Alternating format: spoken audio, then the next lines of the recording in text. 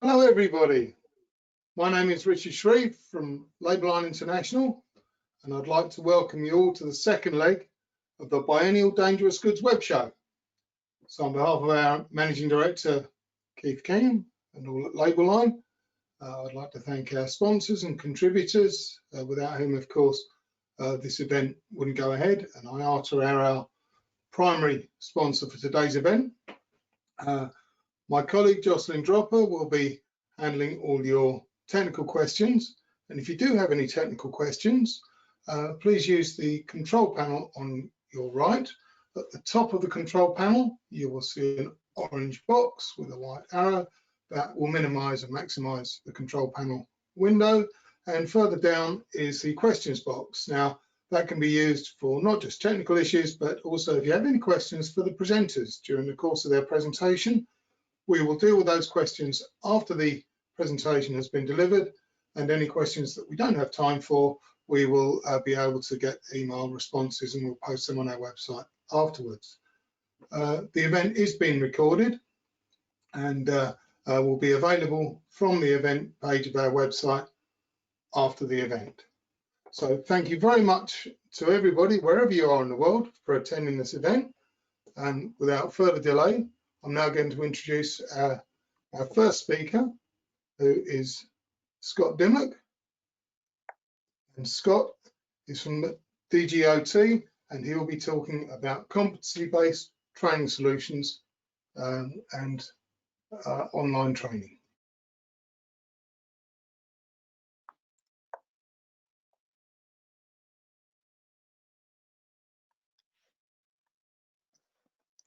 Right, good afternoon, everyone. I hope you can all hear me okay. First of all, thank you to Labeline and Richard for organising this and asking me to speak. By way of introduction, I'm the Director of Dangerous Goods Online Training, which we started at the beginning of this fateful year with my business partners, Paul and Lisa Horner. Our USP really, as it says on the tin, is online dangerous goods training for air. And what we have in the UK is the only accreditation to deliver some of the more heavy-hitting dangerous goods by air courses for shippers, freight forwarders, and operators, which would traditionally be your classroom course followed by exam. So we can do that via computer-based training, and just to be clear, it's not a webinar-based style, it's an online course. And what I wanted to talk about today is how that works and how it can be used to help with some of the challenges of the upcoming competency-based training. Just in case you're not fully aware of what competency-based training is, it's, shall we say, the initiative of ICAO and IATA to make dangerous goods training by air much more function-specific for the individual tasks and subtasks that a trainee will be conducting. And the big challenge, I think, for a lot of companies, particularly the smaller ones, will be how they assess competency. It's going to put a lot more pressure or a lot more, shall we say, work onto the employer to assess competency, to evaluate training programs. And so I think, if for smaller companies, it's going to present some challenges, and even maybe for some of the larger companies, but it's, it's in the right direction of travel. And that's what I want to link together today, how we might be able to help with some of that. So with no further ado, let's get on with it. In general, when you mention online training to people, they tend to have a fairly negative reaction, and that's understandable given some of these factors here. So to start with, people argue it's not particularly engaging, and I can see why with the legacy type courses that I've seen, where you've got a lot of writing on the screen, you've got some audio if you're lucky, and you push the next button and it's just like flicking through the pages of the book. And you do that for an hour or so, you take a multiple choice question, and lo and behold, that's your training done. So I can see why it's got that reputation. And the next one is it's easy to cheat. A lot of people ask us, well, how do you know the person doing the training is actually the person that should be doing the training? And another fair point there. Next, knowledge not retained. I've done these courses myself where you sit through them, and at the end of it, you've done your questions and you think, well, what do I really remember? Have I applied any of it? Have I used any of it? Or, I walk away and that's pretty much it. So fair point there. And the next one is just no support from trainers. A lot of people want that one-to-one. They want that ability to ask questions. And again, that's another fair point. So obviously my job is to try and introduce the next generation of online training and trying to make it a bit more upbeat in terms of people's impressions of it. So what we've developed with the CAA is over the last 3 years, we've developed an online course for many dangerous goods by air subject matters. So we're able to introduce all the modern stuff that you'd expect, a lot more media, a hell of a lot more puzzles and interaction, and it really forces the trainee to have to go through and complete a lot of tasks that just get increasingly difficult as they go through the course. So the next generation really is not just your click next, next, next. You have to interact with the course in a very substantial way, particularly with using the IATA book. You have to go through that, and you know the whole course is really geared around how to use that book. The trainees, the cheating point, I'm trying to address this point by point that I was on my previous slide. The trainees are examined in exactly the same way as they would be in a classroom course.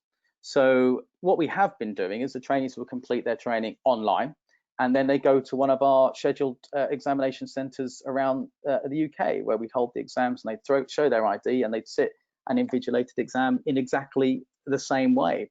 So there wouldn't be an ability to cheat that. What we've had to do recently for COVID reasons is not run these scheduled exams, but now we are able to invigilate them remotely on a one-to-one basis, which I'll talk about a little bit more later. So point is, it's not easy to cheat. You can't cheat it. If they pass, it's the same pass as they would get on the classroom. I tend to agree with the philosophy that the best way to retain knowledge is to apply it and apply it again and again and again, and get feedback on that. And that's what we do with this. As I said, there are so many challenges in these courses that you really do need to learn, and you do need to apply it. There's no way of just clicking next and getting to the end and answering some questions. You just can't do that with this. And one of the things we're particularly proud of is it's although on our name it's Dangerous Goods Online Training, it's much more of a blended approach. So we have a pool of trainers, and what the trainees can do is they can go through and they can access these trainers, they can book appointments with them, so they can accumulate their list of questions on some of the finer points that they may be confused about, and they can have as much trainer time as they like, and they can email questions or they can book appointments, or sometimes we have people available through certain windows and they can just access us there. And so the irony is you actually probably get, or you can get if you want, we don't cap it, you can get more one-to-one help with your training. And that's obviously going to be very useful when we start talking about competency-based training and having access to that knowledge pool. I've just done a few screenshots here, just to show you what we're talking about. So you've got videos, you've got interactive exercises at the top right, you've got a shipper's declaration there where you have to feel it out, obviously, and you get feedback per box, and you get to know what you've done right, wrong.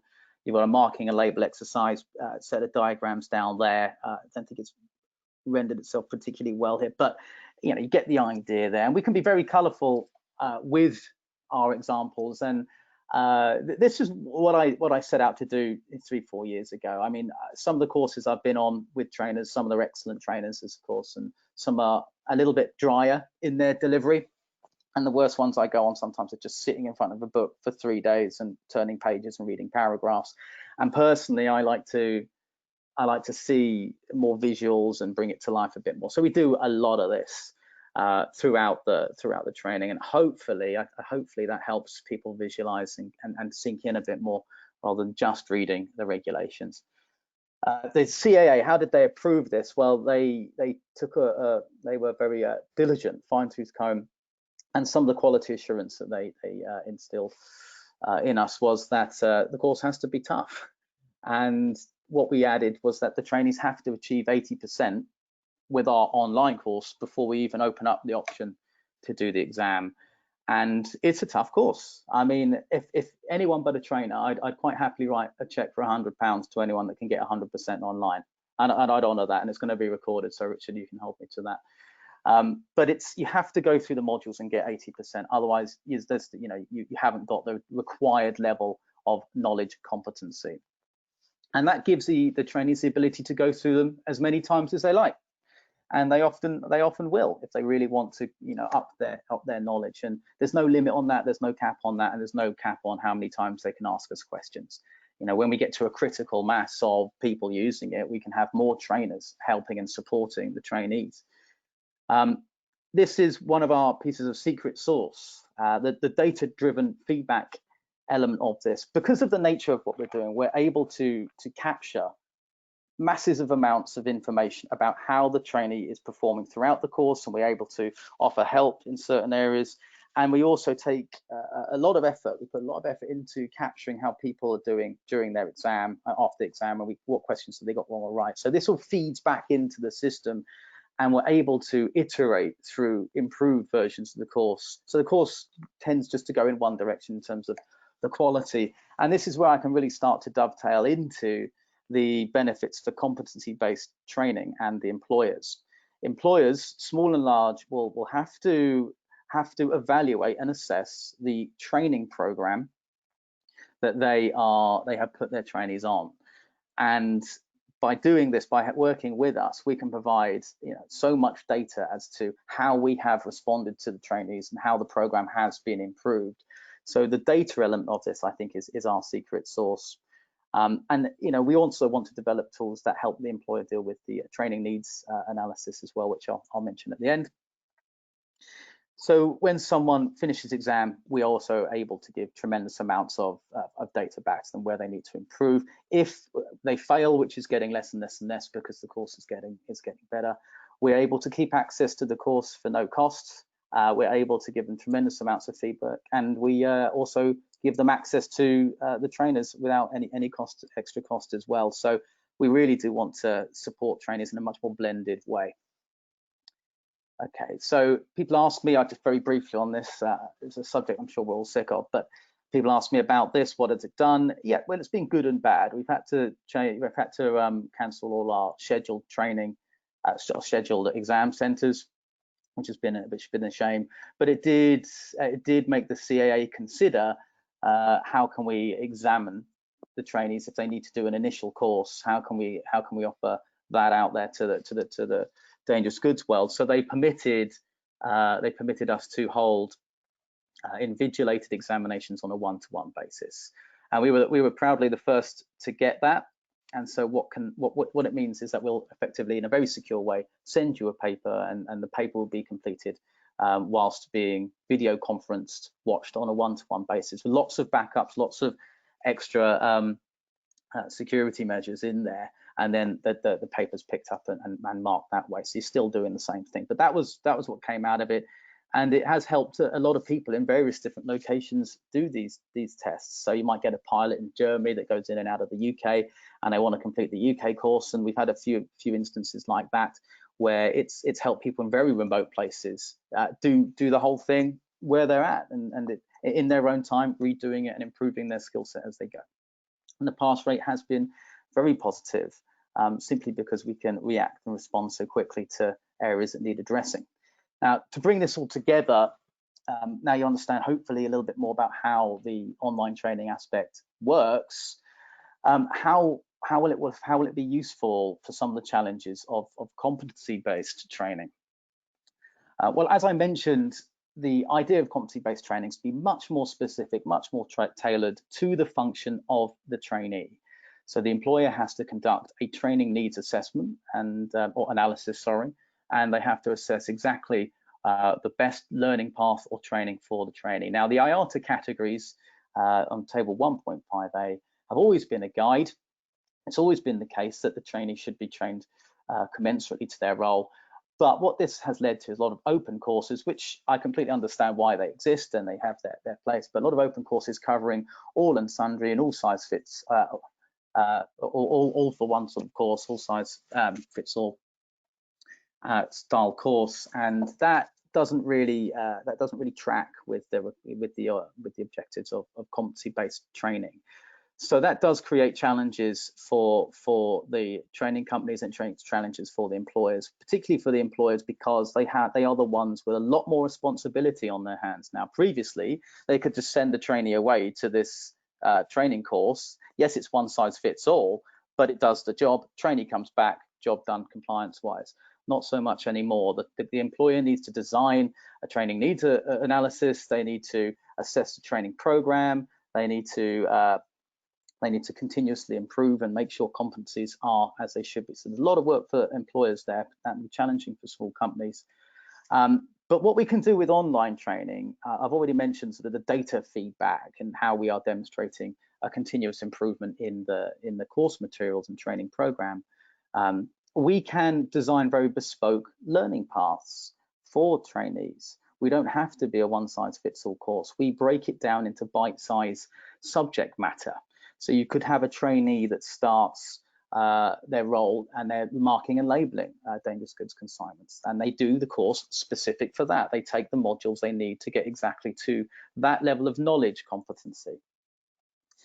And maybe they progress their role, and maybe then they move into doing they're completing shippers declarations. So what they can do, rather than getting a full trainer in with all that expense or sending them out again, they can bolt on another module. So trainers can design the training needs analysis, and they can design a learning path which we then can accommodate on a very tailored way. We'll ultimately get to a point where we can do it per hazard, or maybe even certain UN numbers, where we can actually make it a very tailored course in that way. So that really fits in well in terms of the knowledge element of the competency-based approach. The maintenance of competency. So it's not just something that you do and then that's it. The idea is the employer ensures the trainee is consistently competent. And what we are looking at doing is making these materials available much more on a subscription basis for companies, potentially, or selling elements or bolt-on training, whereby employers can dip in and out. And so they think, okay, well, you need a top up. You need a top up on the marks on a package, on a UN package. Okay, well, you can go back on and do that module, and you still have to pass that, and then we can use that to show that you are maintaining your competency.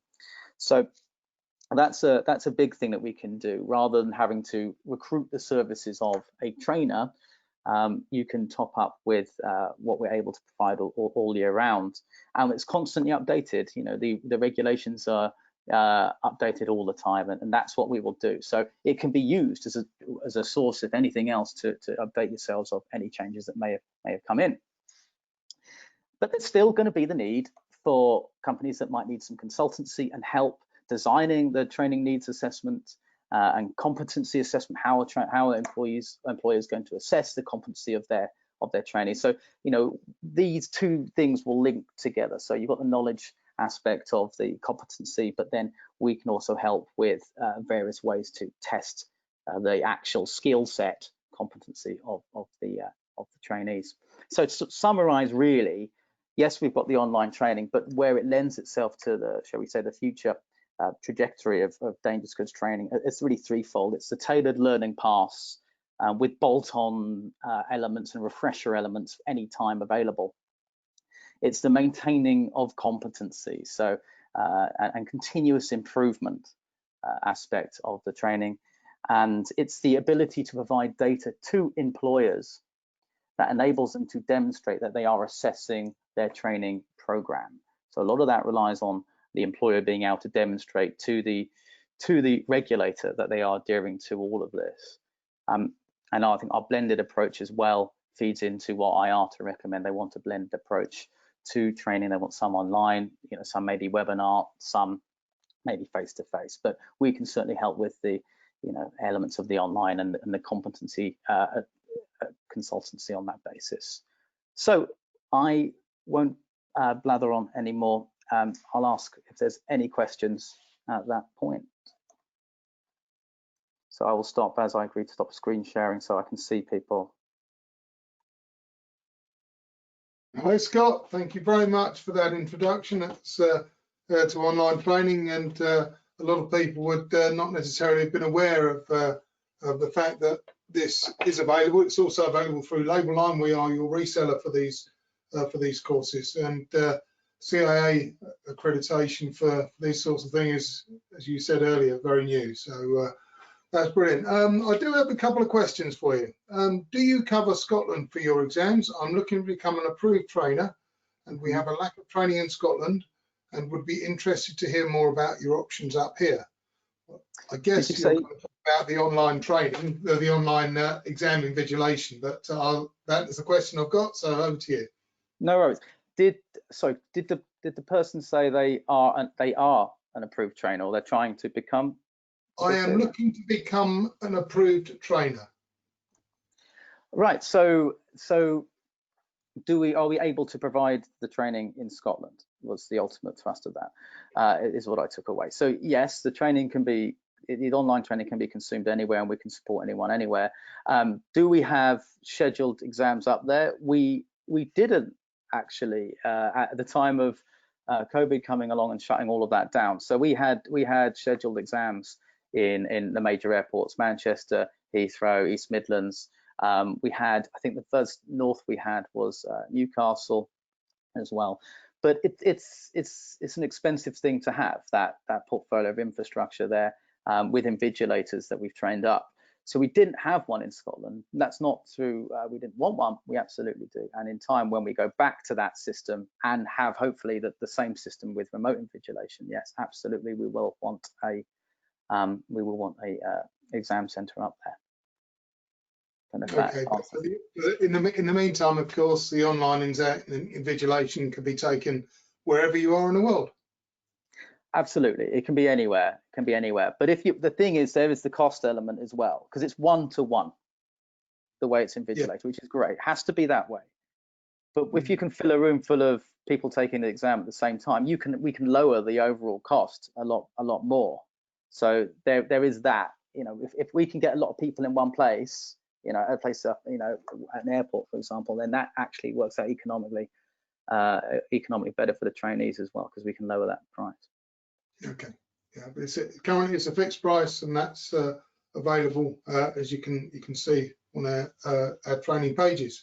Mm-hmm. I have another one from Michaela, who has asked, I missed a couple of minutes in the beginning.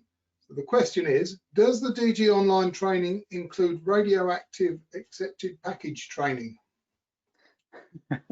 Right, no, it doesn't. So it includes pretty much everything but the radioactive. So the approval we have from the CAA is for everything apart from radioactive, which is a very, as you probably know, a very different set of training and very specific. So one step at a time, maybe one day, but I don't think there's as many people out there that need it. So we need to be confident of the audience before we develop such a large training package.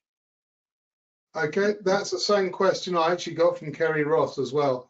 But do you think maybe we should develop a radioactive program then, Richard? Yeah, I think it looks like we had a few questions last week on radioactives as well. I think there's a definite dearth there somewhere, I think, that needs to be filled. So we have another one here. Do you think the CAA will allow remote invigilation post-COVID?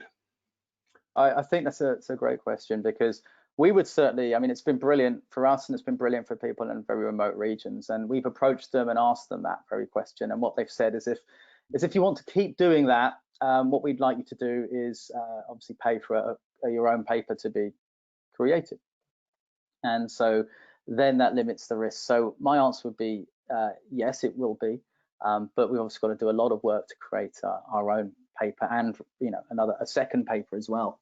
So we've got to really create two exam papers that meet their standards, and that's going to be a lot of work. So it should be available going forward, but I certainly hope they don't have any issue with that. Okay, we've got another question regarding Class 7 from Jonathan Kendrick. So just to let you know, it is out there. People would like this sort of thing. We've got an internal question here. Right, Mr. Mackay, Peter Mackay is on board from HCB Magazine, our media partner. He said, should a training needs analysis be part of any quality training program, whether or not it's CBTA? Well, I'm sure a lot of people would argue yes. I mean, the idea of it is that you choose the training, you subject the trainee to the training that they actually need rather than training they don't. You know, what's the point of that? I mean, in an ideal world, every time that assessment, that analysis should be done. I don't see why not, but that's where we're going to move to. I think whether some people like it or not, it's where we've got to move to, and it's hopefully in the right right direction. And I suppose the higher level, when they do say that your training should be commensurate with your role, and that's in all the primary regulations anyway, I guess that's a true reflection of what you're saying there. Yeah, and I think we have to, we're moving to where we're going to, this is what the person needs. Here's the training program that's best fitted for that, and here's how we're going to assess the competency. And there's lots of tools to assess the competency. There's lots of tools in what you can use as your training program, and that's a lot of work for some small companies to assess, particularly if they're very 2, 3, 4-man bands. Okay, and are you ready for a compliment? A compliment? A compliment from David Bond. I can confirm this is an excellent course, very comprehensive, tough quizzes and questions, tough exam, recommend. There you go. On well, that note, Mr. Bond, I thank you very much for your compliments, Mr. Bond. I really appreciate it. It's good to get some good feedback. Okay then. I don't think there are any more questions coming in. For more information, it's all on our e-learning pages on the Labeline website, and I think that's it for you, Scott. Thank you very much for that presentation. I hope everyone found that interesting, and look forward to seeing you again sometime soon. Appreciate it. Thanks, Richard. Yes, Scott. Thank you. Cheers. Bye. See you. Hello. Well, we now have Jeff Leach, who is going to be our next presenter. And Jeff, I can find you there. So Jeff's going to be talking firstly about lithium batteries, then we'll have a short break. We'll ask some questions on that, and then he's going to be talking about remote classroom training. So training with a slightly different way of working and the challenges that many people are facing, some of which Scott touched upon, but this is a different approach to get the same solution. So I'm now changing over to Jeff, and Jeff, you should be now. That's it. Okay. Are you seeing my correct screen, everybody? Is that okay? Presentation slide at the moment, so if you can swap displays. Okay. Top there. Let's say.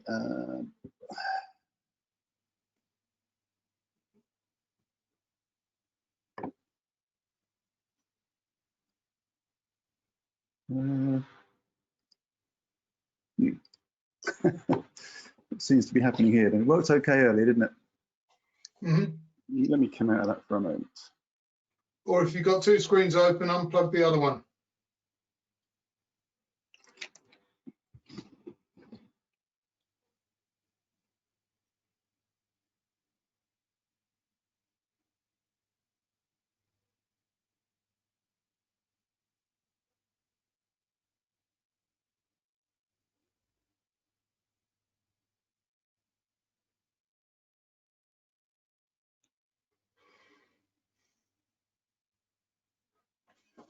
Spot on.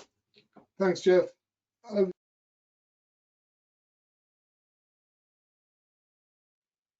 Okay, you're live with your microphone as well, Jeff. Okay, so can you see the whole slide now, Richard?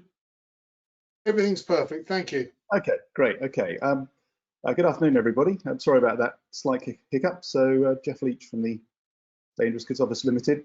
Richard asked me to give you a little bit of a chat about lithium batteries. Taking a little bit of a different slant on it, not so much very detailed specifications and things, but more of a general background to the subject, the history, and some of the misconceptions that we find that still exist today. So first of all, when did it all begin? When were lithium batteries invented? When was the first lithium battery pack? It might come as a surprise to many of us that it was back in 1912.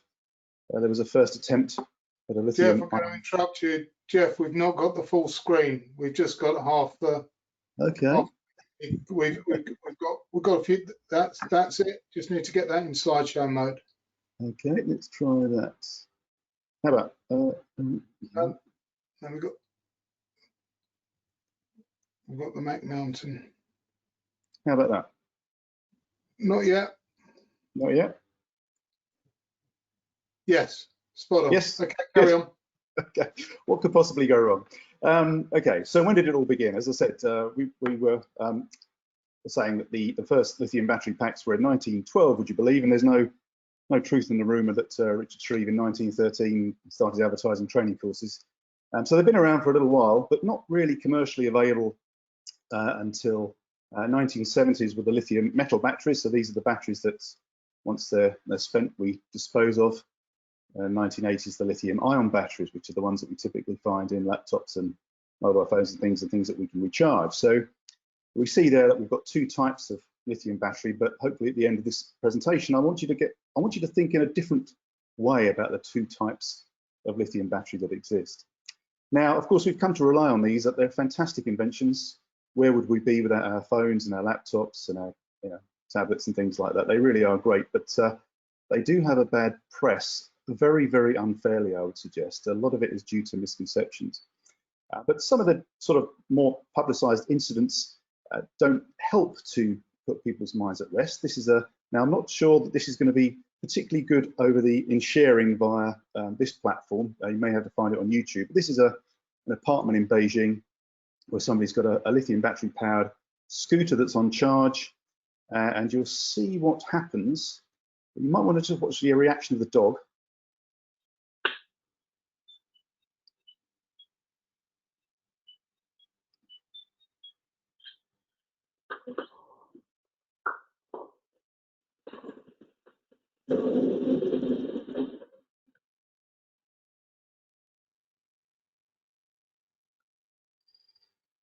Okay, so obviously quite dramatic. I have no idea whether the battery was a genuine battery, a counterfeit battery, or whatever, but you can see the potential energy that is contained in lithium batteries.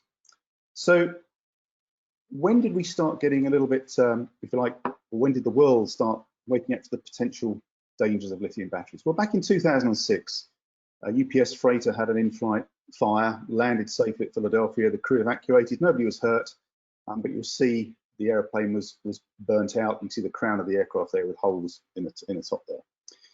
Now, no one can say for sure, but the fire started on the main deck of the aircraft in a part where lithium battery powered devices, things like credit card readers and laptops and things, had been loaded. That's not to say that the batteries caused the incident, but it did start people getting very interested in perhaps the hazards that batteries can pose and the threat that they have to aviation. And from 2006, if you like, the regulations started to perhaps gather pace a little bit. And then 4 years later, we had the very tragic accident to UPS Flight 6 that departed from Dubai, heading towards Cologne. Shortly after takeoff, the airplane began to fill with smoke, attempted to make a landing back at Dubai, and sadly, control was lost and both crew were killed. Now, in the aftermath of the accident, it was found that the airplane was carrying a large number of batteries that didn't comply with the regulations. But again, it cannot be said with certainty that the batteries caused the accident. And this is often referred to as a lithium battery accident. That's not so. They may have become involved to some degree, but to what degree, nobody really knows. But because of this in-flight fire, the airplane crashed and sadly 2 were killed. And within a year, another 747 freighter was lost. Again, very similar, began to fill with smoke. And this occasion, control was lost and the airplane ended up in the sea. Both crew were killed.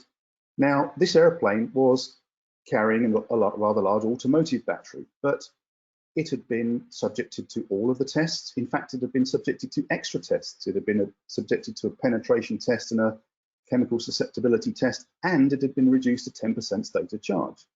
So here we see starting to fall into the trap of there was a fire on board the aircraft, there was a battery on board the aircraft, therefore that must have been the cause. And it's never been established whether the battery actually caused the accident. The fire is likely to have been started in or around where it was, but again, no proof. So when we hear about people saying, oh, there have been lithium battery accidents, that's not strictly true. It's not true at all. It's not been proven that lithium batteries were the cause of the accident. And from there, we get a degree of what I suggest is hysteria. Now, back in 2014, an aeroplane MH370, a 777 operated by the Malaysian Airlines, disappeared. And apart from very few small pieces of the airplane, no sign of it has ever been found. Now, the airplane was carrying lithium batteries of section 2, so the small quantities, the lower powered lithium batteries, and that didn't stop the press latching on to the fact that, well, you know, it's disappeared. There were batteries on board. This must be the cause. Again, 2 and 2 making 5. How lithium batteries could make the airplane do a 180-degree U-turn and then head out into the Indian Ocean is I'm at a loss to explain. But that doesn't stop, you know, some of the press. Let's not let the truth get in the way of a good story.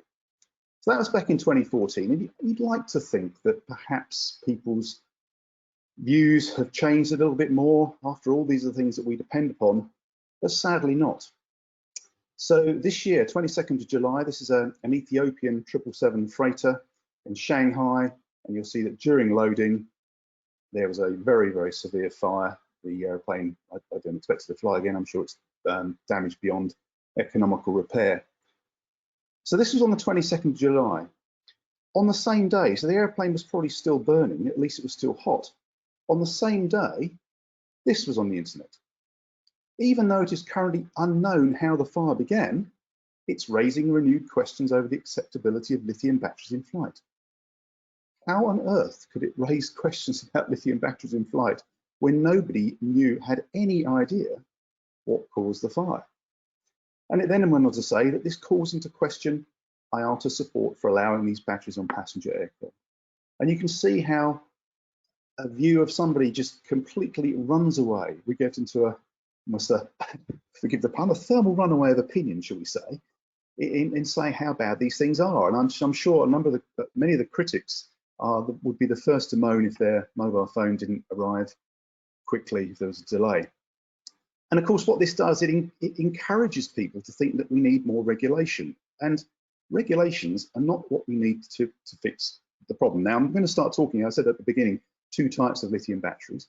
There are 2 types of lithium batteries, those that comply with very stringent requirements prescribed by the UN, ICAO and IATA, and the other modal bodies, and those that do not.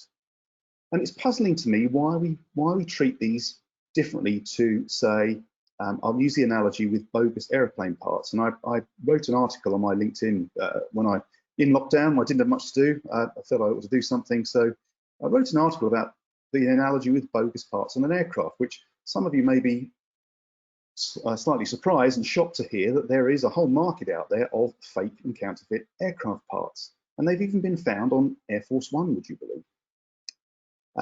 So what do you think would happen if a Boeing 737 was found to have a bogus flat track assembly? Do you think that we would increase the regulation on Boeing, the genuine manufacturer? Well, of course not. We'd go after the bogus part manufacturer.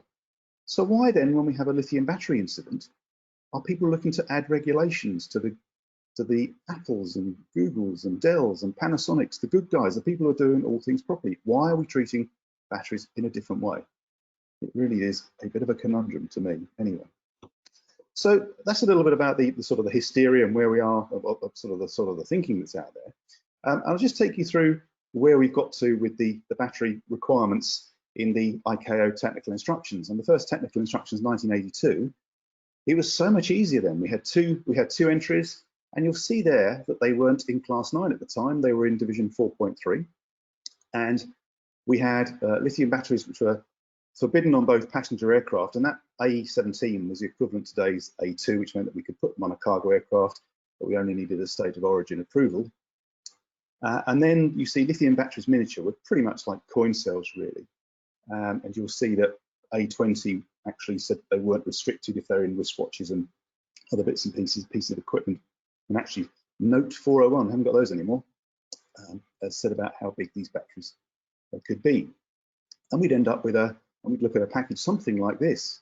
Now, I expect many of us in Dangerous Goods now that haven't been around, that I've been in the subject for 30 years, and Dave Brennan after me, he's probably been in it even longer than that.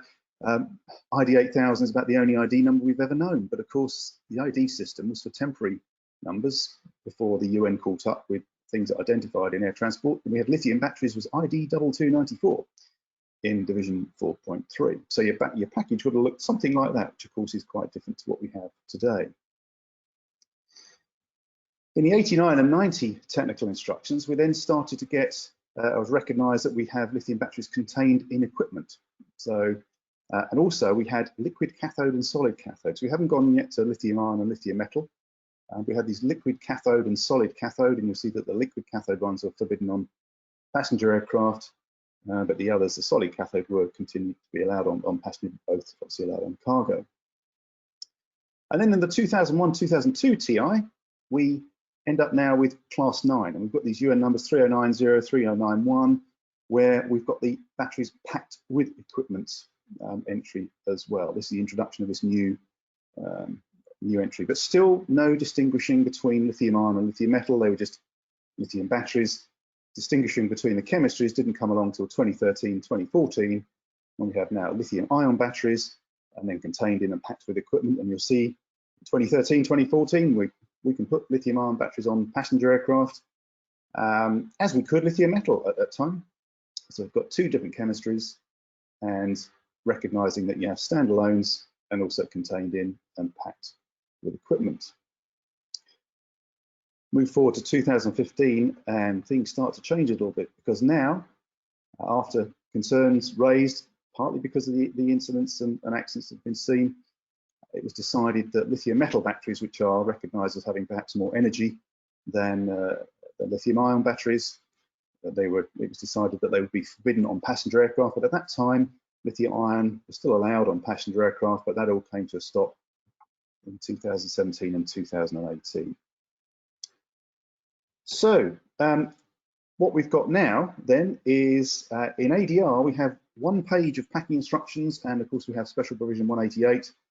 In the IATA book, we've got 17 pages of packing instructions. Now, don't be too harsh on IATA, because IATA are simply replicating what's in the ICAO technical instructions, but it's done in a slightly different way. But what it does mean is that we can have, if you've got lithium ion batteries, you'll be looking at marking and labeling in one of these 9 formats, and the top left isn't a mistake.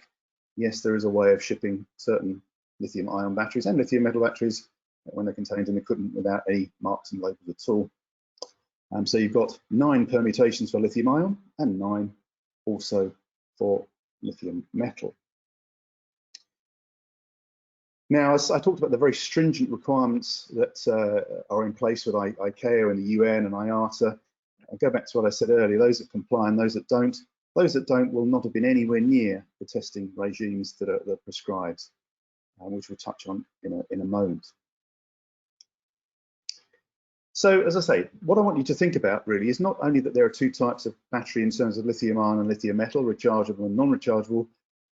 To me, fundamentally, there are 2 types of lithium battery, those that comply with the regulations and those that don't.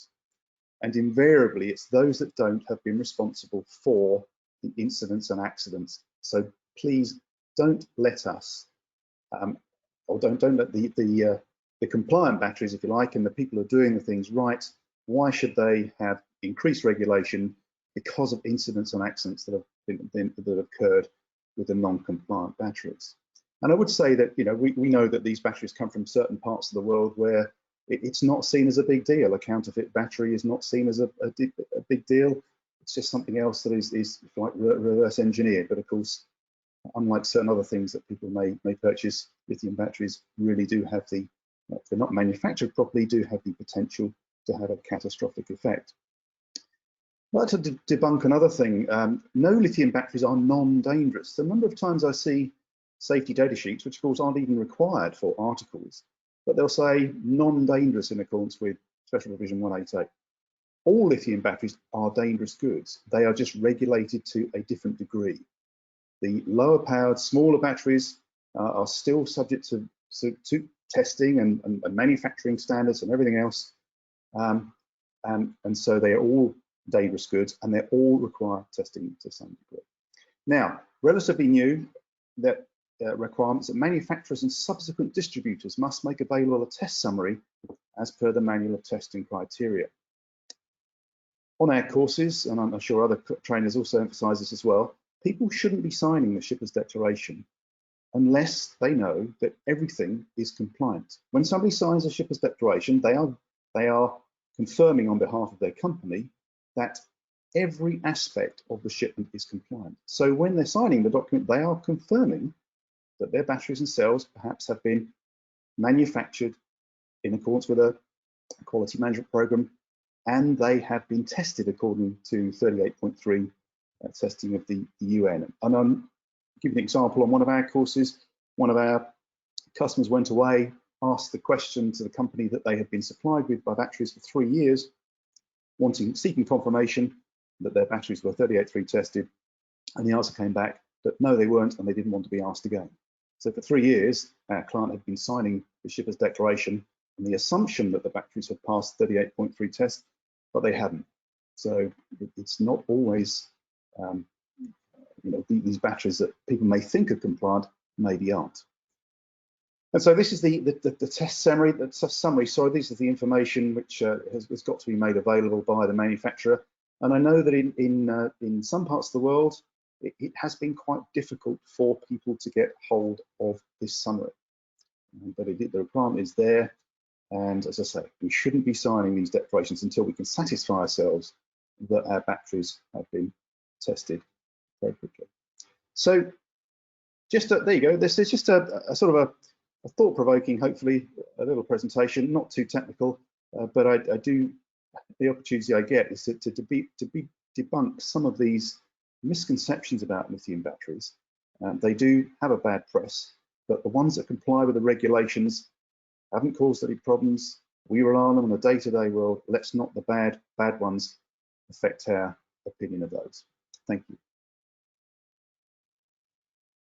Hi, Jeff. That was great insight into lithium batteries, and especially that slide which showed all the different forms of packaging and labeling that you can get, which basically highlights the importance of training. So I mean, we're lucky to have not just Scott's courses, but of course you are our trainer, classroom trainer, have been for a number of years, and as an ex-regulator and current chair of the IATA lithium battery workshops, I think we're very lucky to have you as an expert in the field of lithium batteries and the hazards posed by dangerous goods by air. So what I'll do now, Jeff, is just give you a couple of seconds to switch your slides over.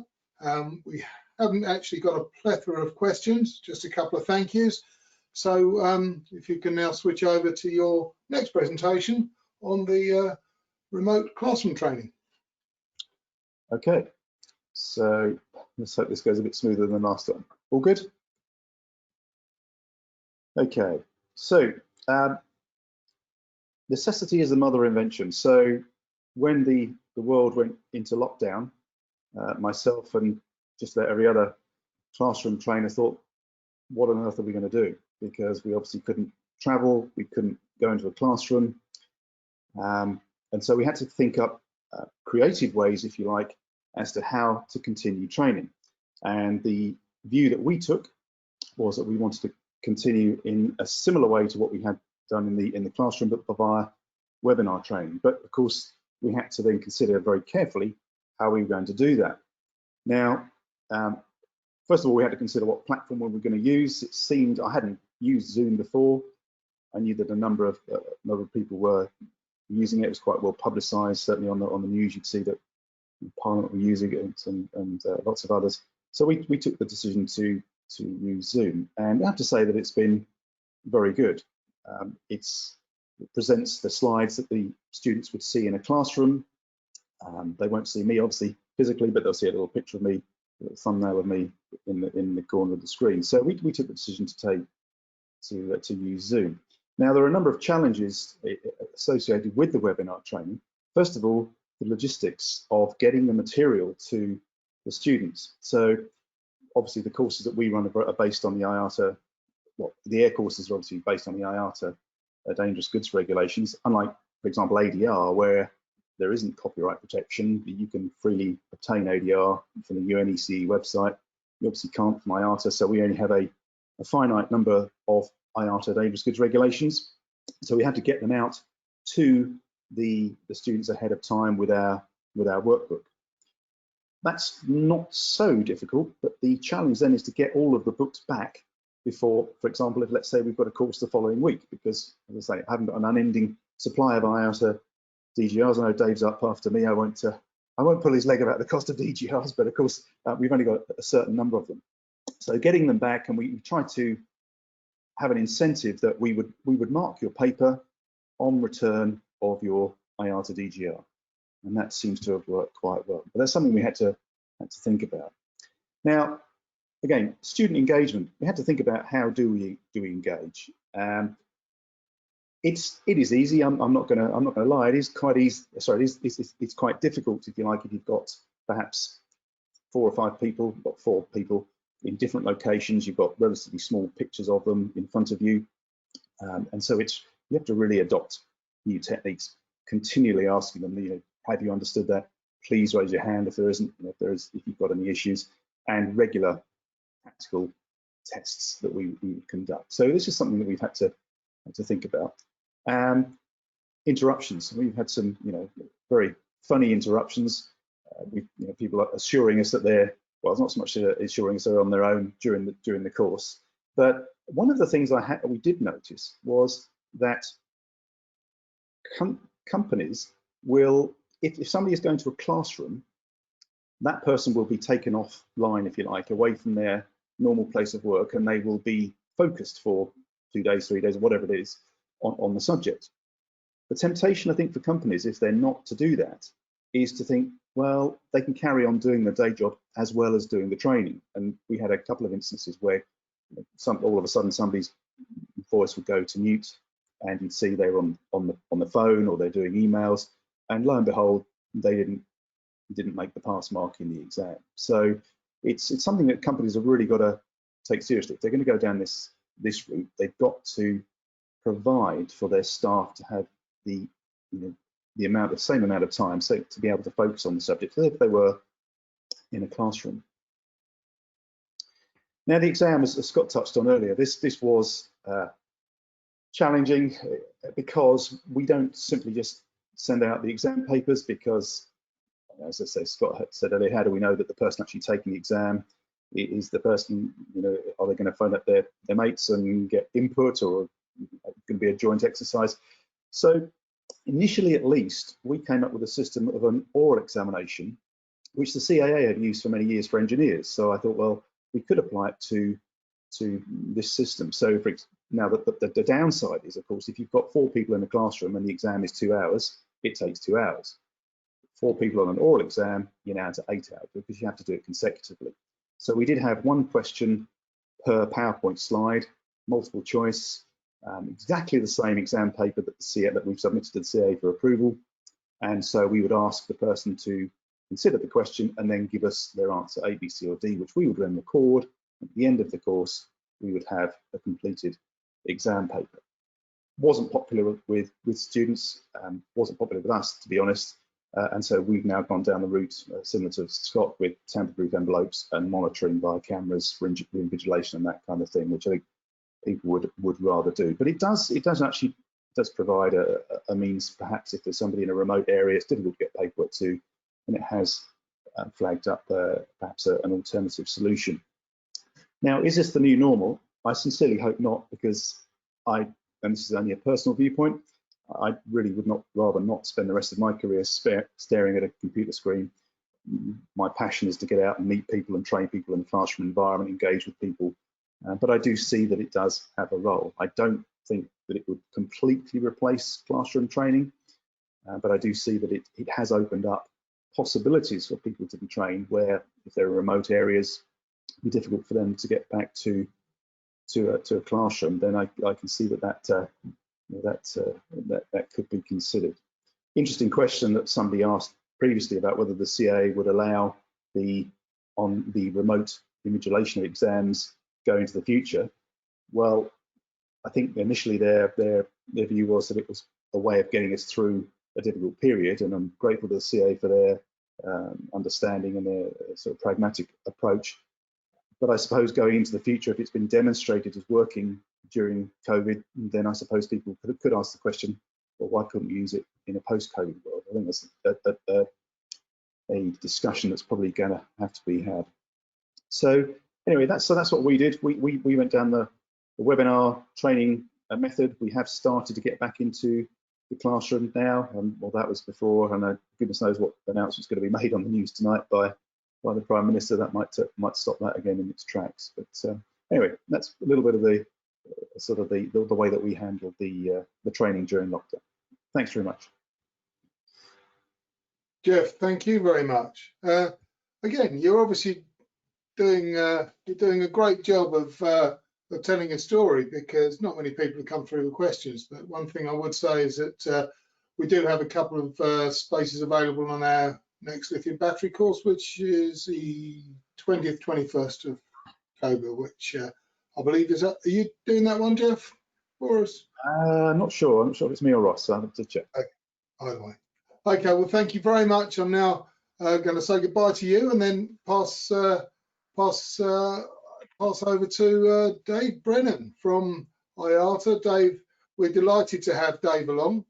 Dave is the Assistant Director of Cargo and Safety Standards at IATA, basically the man who edits the book. So over to you, Dave, and hopefully you'll find a very interesting topic on all the regulatory changes that have taken place in this biennium for the dangerous goods industry by air. Okay, and thank you very much, Richard. Good afternoon, everybody. Although for those of you who may be in a slightly different time zone, perhaps good morning or good evening. And I hope you can see my screen. Richard, you confirm that everything's as it should be? All's good, Dave. Thank you very much. All's good. Excellent. Okay, well, without further ado, we'll talk about what's happening for the DGR in 2021. So just very briefly, the regulations, international regulations for transport of dangerous goods originate through the United Nations Subcommittee of Experts on the Transport of Dangerous Goods. They have 30 members. They meet 4 times over a 2-year period, or at least they used to until coronavirus came along and they had to cancel meetings. But the normal schedule is a July, December over 2 years. And so for this year, we're coming up to the last meeting of the biennium, at which time they will conclude their discussions and come out with a new publication recommendations on the transport of dangerous goods, generally known as the model regulations or the Orange Book. And that's then to be taken by the International Modal Agency, so IMO for maritime, ADR, RID for European road and rail, ICAO for air transport, and it's also intended to be adopted by states into their national transport regulations.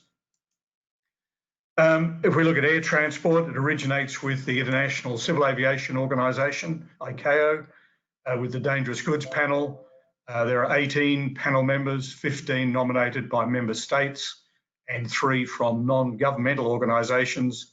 There is IFALPA, it's the International Federation of Airline Pilots Associations, ICCAIA, and I won't even attempt to decode the acronym, but it's the Association of the Aircraft Manufacturers, and IATA, and I have the honour to be the panel member nominated by IATA. So it's applicable to the 193 states that are signatories to the Chicago Convention. They have Annex 18, which is the high-level document, and then below that is the technical instructions for the safe transport of dangerous goods by air, the technical instructions. So the TIs brings in the changes from the UN. And then, of course, we produce the dangerous goods regulations, which are recognised by industry and ICAO as the field guide for practical reference by the industry. And so here we see the basis of the regulations. We have the Orange Book at the top left there. Below that, we have the IAEA safety standards, their regulations for the safe transport of radioactive materials, SSR6, which should come into the technical instructions, and then, of course, into the IATA dangerous goods regulations. Dave, sorry to interrupt you. Dave, sorry to interrupt you. You've got a pop-up on the screen that we can see. Oh, so okay. Pop-up. Thank you. I don't know. I'm not even sure how to turn that off, but hopefully it won't come back. So if we have a look at what's changing, and we've already talked at quite length about training. So Competency-based training for dangerous goods is being implemented with effect 1 January 2021. It is a 2-year transitional period until the end of December 2022, during which time people can still work to the provisions that are in this year's book. The big shock, I think, for trainers and for regulators, I think, is that the tables that people have grown to love and cherish, table 15A and 15B in the IATA DGR, or 1-4 and 1-5 in the technical instructions, will no longer appear. So they've gone. I know lots of people use them as a basis, oh yes, you're this category, you have to do these topics. Well, the answer is no, you don't. Training, as was mentioned previously, is commensurate with the responsibilities. And as was also mentioned, the employer will be accountable to ensure that their employees are assessed as being competent for the role for which they are responsible. So I think that is something that particularly small to medium-sized companies are going to have to come to grips with, is that how do they indeed assess the competence of their employee when they've been used to simply saying, go off, do your training, come back and go back to work. And I would hope that people take a close look at that and really think about how to do it and do it properly. Now, as I mentioned, there is a 2-year transitional period, and to support that, section 1.5 from the current edition of the from the DGR rather, has been moved into Appendix H in next year's book. So for people who want a little more time before they embrace competency-based training, those provisions will be in the book for people to use for 2021 and 2022. Classification, there's not a lot of change for next year. The UN didn't make very much change. After all, classification comes completely from the UN. That's an area that there is, I would suggest, almost complete harmony across all modes of transport. We have new provisions for infectious substances, where there are now provisions for solid medical waste containing category A pathogens. And these were developed by the subcommittee to really address the challenges that many states found themselves with the outbreak of Ebola a few years ago, where there were people infected with Ebola that were in the UK, in the United States. And one of the things is that in treating those people, there is a massive amount of medical waste generated that now has to be disposed of. And so the UN subcommittee has come up with provisions for these medical waste in category A. There's also been a bit of work on the packing group assignments for Class 8 substances and mixtures, and the references to the OECD guidelines have been revised. And if the test results indicate that whilst the mixture or substance is not in packing group 1, but there can't be a determination whether it's packing group 2 or 3, then packing group 2 is the default position.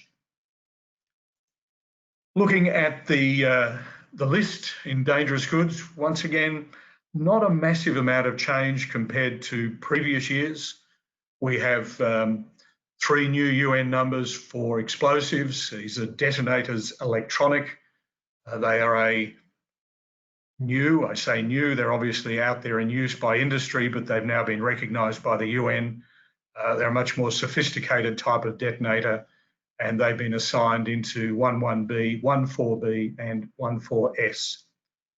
I mentioned the medical waste, so we have a new UN number, UN 3549, medical waste category A, affecting humans or affecting animals only.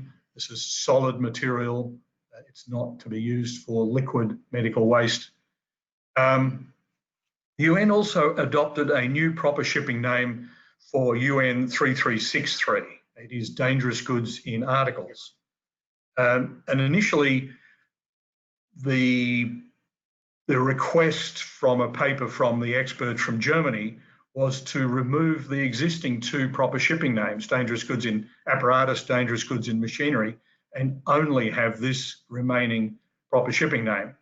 But there was a lot of pushback, largely from industry, but also supported by the experts because of the long-standing use of dangerous goods in apparatus, dangerous goods in machinery.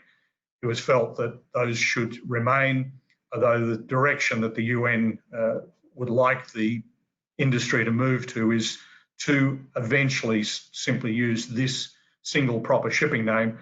And the reason for that is largely driven by the multitude of articles containing dangerous goods NOS entries that were adopted 2 years ago.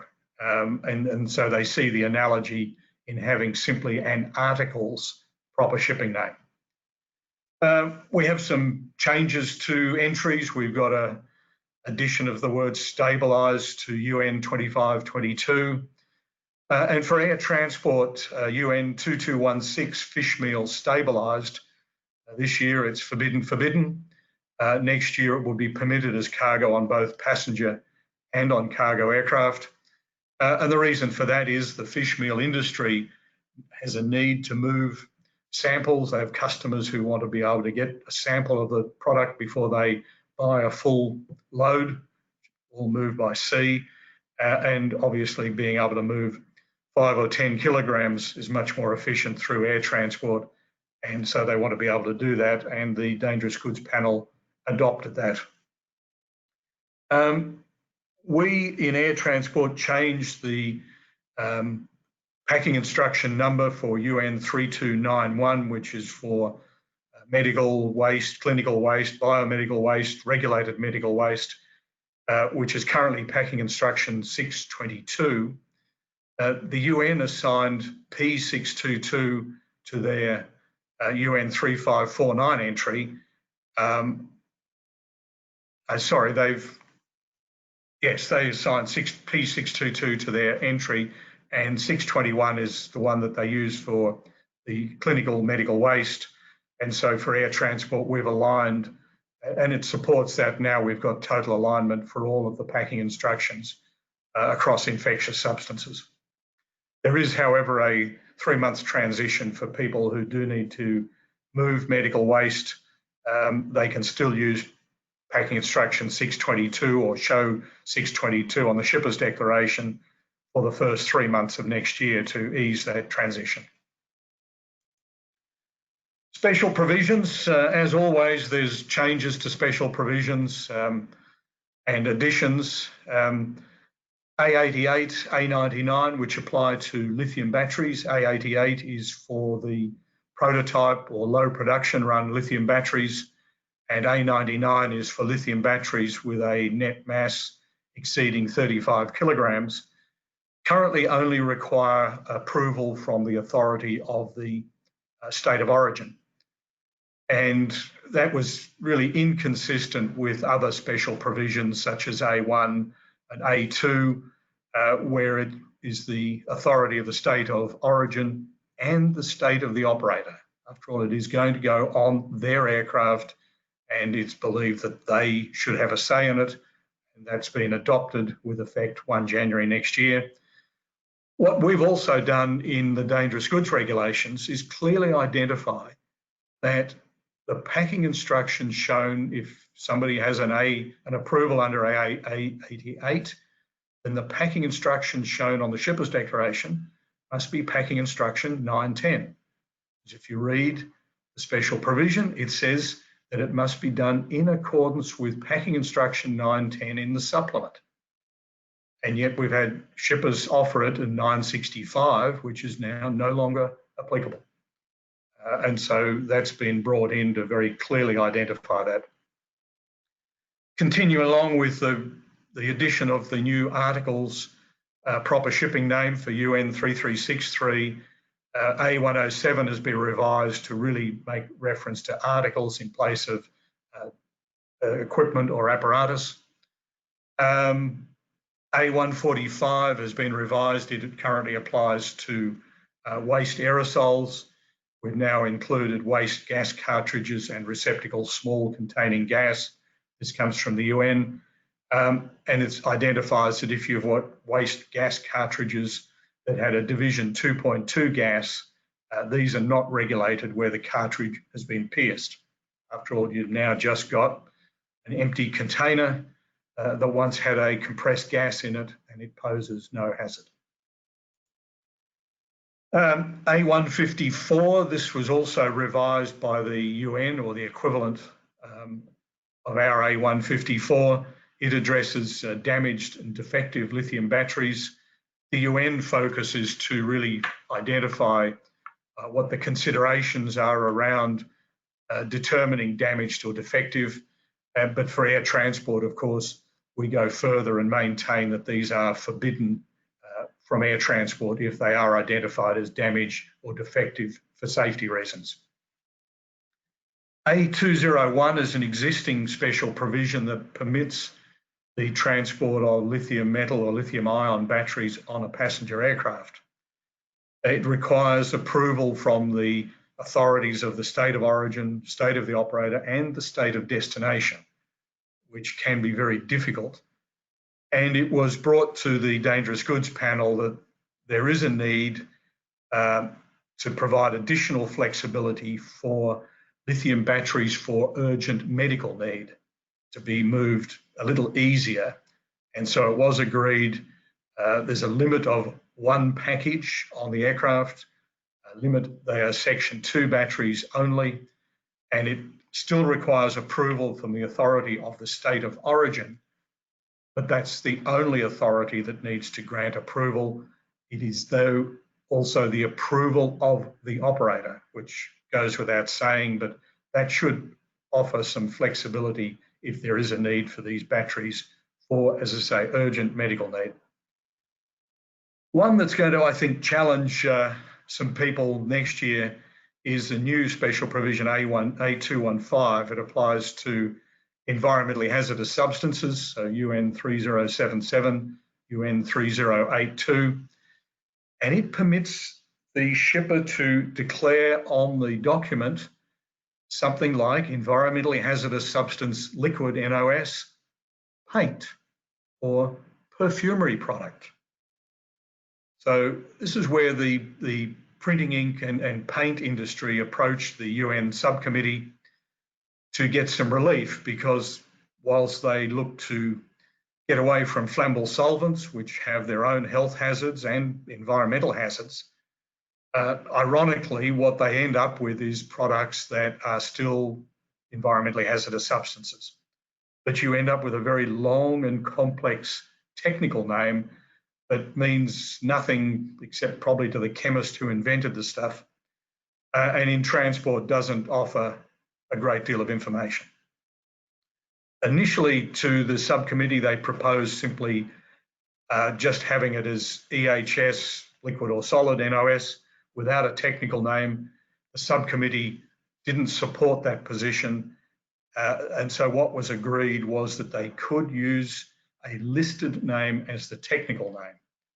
The qualifier on that is the listed name cannot be an NOS entry, because that would simply be nonsense to have environmentally hazardous substance liquid NOS and in parentheses something else NOS, which wouldn't tell anybody anything.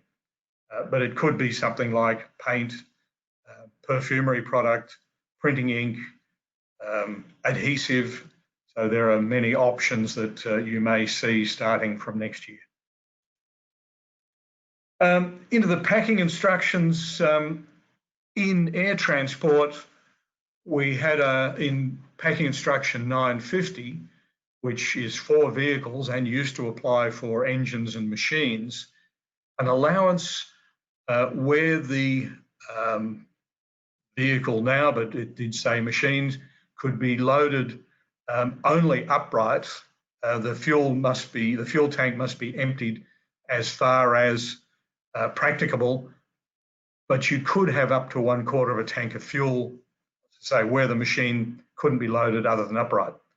That wasn't brought into the packing instruction 378 for flammable liquid powered engines and machines, or 972 for engines and machines powered by a fuel other than a flammable liquid or flammable gas. And yet there are machines around that can't be loaded any way other than upright, and where there was a need to have some fuel left in the tank. And I'll show you a picture of an example of one, which is a very large refrigeration machine with a diesel powered generator, refrigeration unit, and they wanted this to be operating right up until the minute it was loaded in the aeroplane and to be able to be turned on as soon as it got off the aeroplane. And yet if the fuel tank has to be completely drained, they can't achieve that. So from next year, they will be able to have some fuel remaining and be able to keep it operating in a much easier way that satisfies the logistics needs. Still on packing instructions, we've made some changes in the DGR. These are not in the ICAO technical instructions, for a number of packing instructions that apply to solids containing dangerous goods. And this resulted from an incident where we had solids containing flammable liquids. They were in fact large plastic containers of alcohol wipes. But because they're solids, of course, there's no need for orientation arrows. And these packages were loaded upside down on their side in many ways other than upright. And there was a leak. And so we've addressed that to say that where the outer packaging is not leak-proof, a leak-proof liner must be provided. And we'll be taking that to the ICAO Dangerous Goods panel for their consideration. As I mentioned, packing instruction 622 has become 621. That's the extent of the change, simply the number.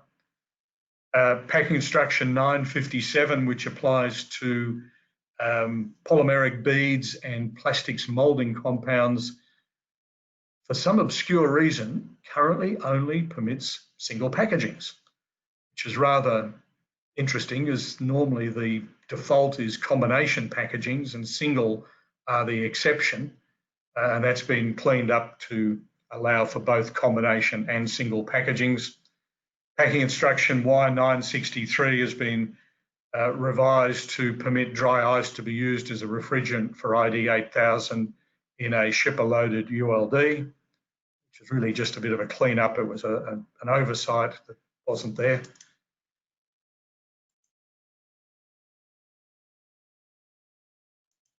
Why won't this? Okay, lithium batteries. I mean, we have to play with the lithium battery packing instructions. It wouldn't be a biennium without some changes to those. I mentioned the change to A154. We have existing text in the packing instructions that refers to damaged or defective. And what we've really just done is cleaned that up and simply pointed to the special provision to say you must meet this. It's a little tidier. Section 2, we currently require, where an airway bill is used, a compliance statement. So something like lithium-ion batteries in compliance with Section 2 of Packing Instruction 966. But industry was saying, well, hang on, we've got consignments where we've got Section 2 966, we've got Section 2 970, we've got Section 2 967. Can't we just have one single compliance statement that then refers to the type of lithium battery and the packing instruction? And that has been agreed, and it makes sense. I mean, the key elements need to be there. So lithium ion, lithium metal, or both, in compliance with Section 2 and the packing instruction number. So you could say lithium ion and lithium metal batteries in compliance with Section 2, PI 967, 969, and you're good. Also a change that IATA has made, the member airlines raised this, where we're starting to see consignments of used consumer electronics, particularly things like laptops, being shipped to be refurbished. And when we looked at the packing instructions, there was nothing that said that you have multiple pieces of equipment, that they must be packed in a way that they're protected against damage from contact with other pieces of equipment in the package. because the assumption, of course, was that this is for new pieces of equipment, which were always very well packaged. But if you've got 10 old laptops that are going to be shipped off, and we've had examples where they were just one after the other stacked into a fiberboard box and off they went. And we had an incident where the ULD containing some of these, yes, the ULD was dropped, not a very high drop, but then was a resultant fire. And we believe that if they're better protected, that is not going to happen. And this too will be taking to ICAO to seek their agreement to bring that into the technical instructions.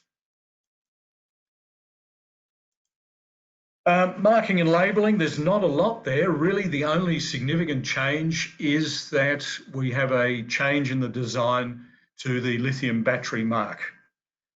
This is something that the battery industry brought to the UN subcommittee. They wanted some relief from the existing 120 by 110 millimetre lithium battery mark. Their initial proposal was that they wanted a 50 millimetre by 50 millimetre mark, and the UN subcommittee did not support that. They believed that that was too small. But what was agreed that the mark could be reduced to a minimum of 100 by 100 or no less than 100 by 70 millimetres for packages that are unable to bear the full 100 by 100 millimetre mark. The wording will say that the mark has to be a rectangle or a square with the minimum dimensions of. And that means that the current rectangular mark, either the 120 by 110 full size or the reduced 105 by 74, people can keep using it. There is no expiry on that. If they've got pre-printed boxes, they've got huge stocks of these larger marks, even though they'll apply them as a label, but they're officially a mark. They can just keep using them forever and ever, although I'm sure that people will want to go to the smaller one over time. And this is what it looks like. No significant change. It's simply a square instead of a rectangle. Though, of course, a square is a rectangle. This is for the airlines. Currently, there's text in section 9 that says that operators should include a safety risk assessment for the transport of dangerous goods. This has been changed to say they must include a safety risk assessment to address the transport of dangerous goods. And this is because there's changes in ICAO Annex 6, Operation of Aircraft, Part 1, International Commercial Air Transport Aeroplanes, with a new Chapter 15 Cargo Compartment Safety that takes effect from the 5th of November this year, that requires operators to undertake a specific safety risk assessment. It addresses quite a number of items. One of them is the safety of the supply chain, which will be a very interesting challenge for many people. And I think it's going to have a significant impact. And finally, I mentioned SSR 6 from the International Atomic Energy Agency. Well, they made some changes into their publication effective 2018. That's been brought in through the UN model regulations into the technical instructions and, of course, the dangerous goods regulations. Not anything hugely substantial in terms of impact for shippers of radioactive materials or for carriers of radioactive materials. They've deleted the term radiation level and replaced it by dose rate. And the definition is the ambient dose equivalent or directional dose equivalent as appropriate per unit time measure at the point of interest. We have some new radionuclides that have been added to table 10.4a. We've got barium 135M, germanium 69, iridium 193M, nickel 57, strontium 83, and terbium 149 and 161. So I imagine that these are those that are being used in industry, that they've emerged for specific needs and will now be properly recognised in the book from next year. And with that, I will say thank you very much and see if there's any questions that people have on the changes. Hi, Dave. Thanks for that. And of course, everyone should really appreciate how lucky we are to have a regulator actually talking about the regulations, because you've got a good understanding as to why they're there, which is it's not just explaining what they're about. So that's fantastic. I do have a couple of questions. One is from Roy Bowman. It's coming by email rather than on the questions box. So please, questions box, please, for all questions. I'll read it out. Three speakers have mentioned this to a greater or lesser extent. It's competency-based training. I wonder how managers are going to carry this out. Surely it will call for the monitoring managers to know the relevant parts of the regulations to which the trainee needs to comply in his or her work to do a better, deeper extent as far as the training goes. How else can the managers carry out competency-based auditing? Perhaps the speakers could comment. So I guess this is for you, Jeff, and Scott. But from a regulatory point of view, how are people? Oh, Jeff's joined us as well. So how are people expected to carry out competency-based auditing within their organisation? Well, if I may just kick it off, I think there's a few ways, and it obviously depends what the business is. But if we look at probably the most obvious, and that is, I'm a company shipping dangerous goods. And so I'm a small, medium-sized company. I don't have my own in-house training, so I send somebody off to a training school, Jeff Leach or any of the other training schools out there. And they come back and say, oh, look at this, terrific. I just passed, got 80%. Well, that's great. They got 20% wrong. So I think there's a few ways. One is, if they're a new employee, that was their initial course. I think the first step would be, fine, but you will work here, and the experienced person is going to work alongside you, evaluate your performance, whether it's packing, selecting packages, marks, labels, completing shipper's deck, whatever it is, or all of the above, whatever they do, evaluate how good they are. Are they comfortable? And of course, answer questions, because, if they're a new employee, first time through, they're sure to have questions. And after a week or 2 weeks or whatever's deemed appropriate, the experienced person can say, yes, I can evaluate this person as being competent. You can also look at, well, how many shipments get rejected? If I send 100 shipments out the door a week and 99 of them go and never a problem, or 100 a month, or I get one rejection a month or something like that, then that's an indication that what my employees are doing, they're competent. Whereas if I get 25% of them rejected, that suggests that maybe they're not quite up to speed. Jeff, so that's my view on it. Thanks, Dave. You got a comment to add, Jeff? I'm still recovering from you calling Dave Brennan a regulator, but no, I agree with everything Dave said. In fact, only the other day I heard Dave say this whole thing is an evolution, not a revolution, and that's quite right. And it's kind of troubling to think then at the moment you might have companies already not ensuring your staff are competent. That companies should have in-house audit programs or whatever. So there should be a degree of establishing competence at the moment in any event. So hopefully I don't see this as a quantum leap from where we are at the moment. Okay. Dave, I have another question from the US. It's from a friend Tom Ferguson at Costa. Dave, can you speak to why the ICAO ANC decided not to adopt the exception for data loggers as proposed in the Appendix 1.1.2.7? These were agreed for small batteries, but ANC decided to remove completely. Thus, these will not require lithium battery marks for road or vessel, but will require them for air. Is there any comment that you'd like to add to that? Yeah, I'm not sure most of my comments are for public consumption.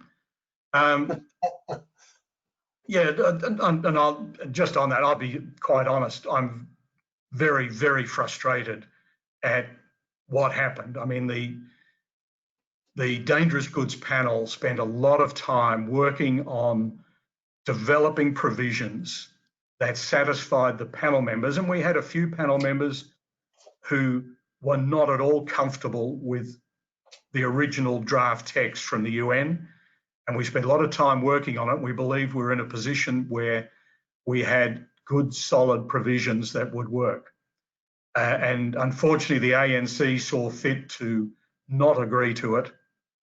There was some concern that you have the potential for a data logger with a 100 watt-hour battery and unlimited numbers of those data loggers in packages in a consignment of cargo.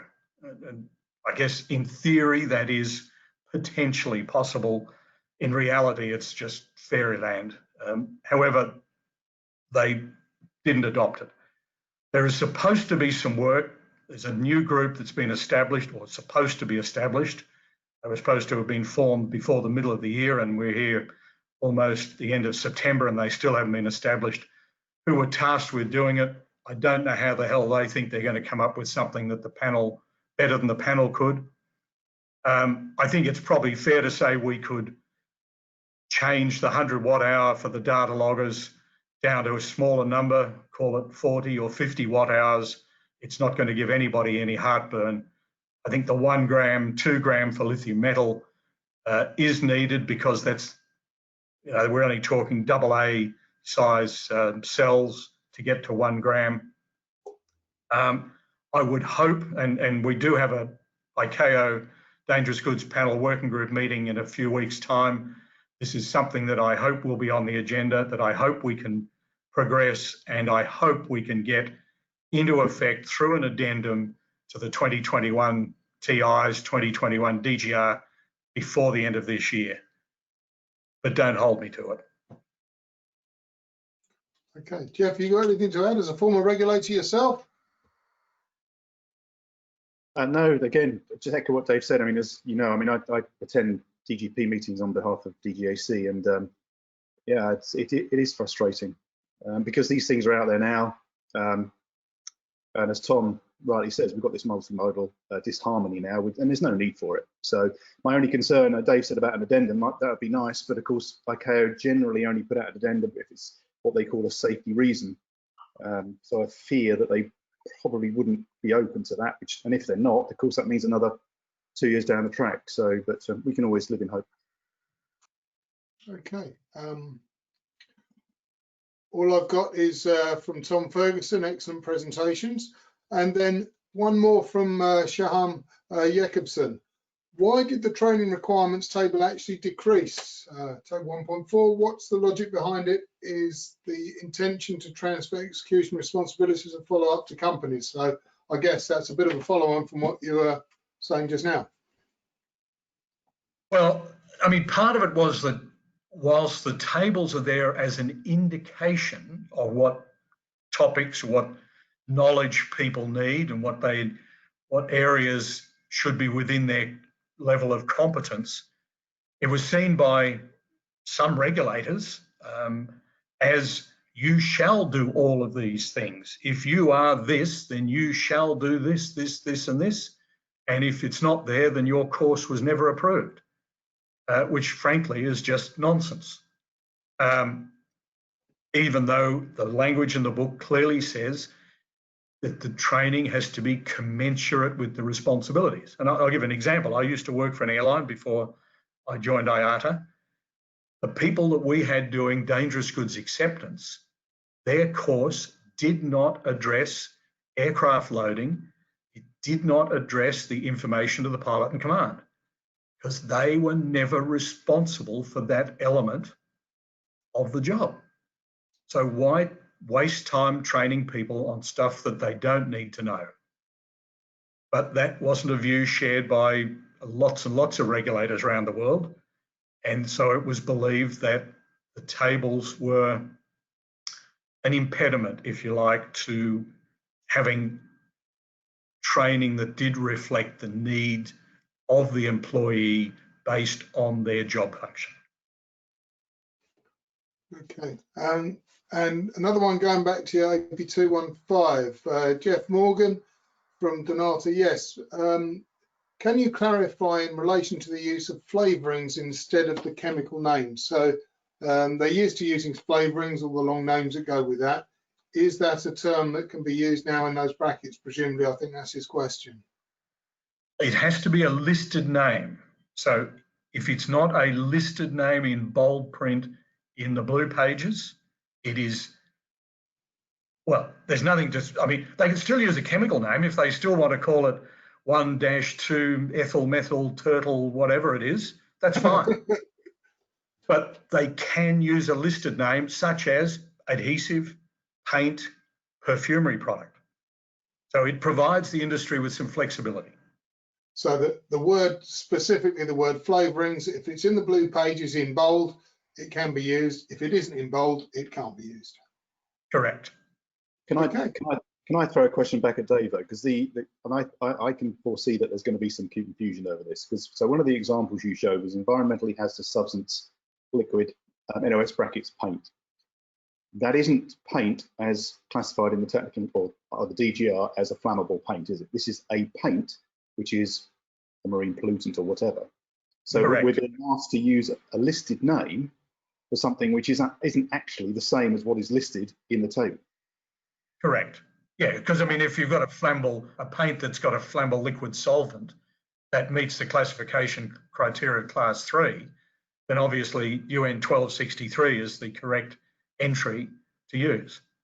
But if you've got paint that does not have a flammable liquid solvent, but the solvent or the formulation is environmentally hazardous, then you could use environmentally hazardous substance liquid, NOS, parentheses, paint. Brilliant. Okay, I'd just like to wrap up. We've got one more request, and it was a request for a safety data sheet for ethyl methyl turtle. And that, Tom, so if you've got a PDF of that, Dave, Tom would like to have it. So thank you very much, Dave. Thanks for your for joining in again, Jeff, on that one.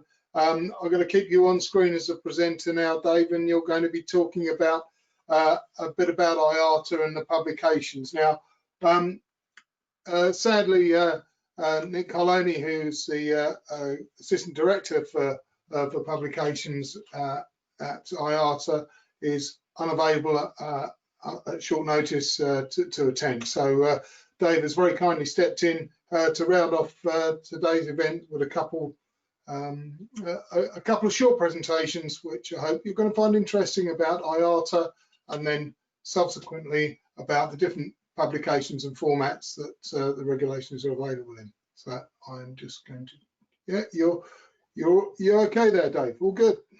I am. Thank you, Richard. And yes, even though the slide says Nicholas Carloni, it's him with an Australian accent.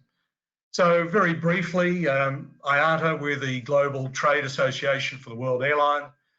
We have, I think we still have about 293 member airlines, although who knows what we'll have left after coronavirus.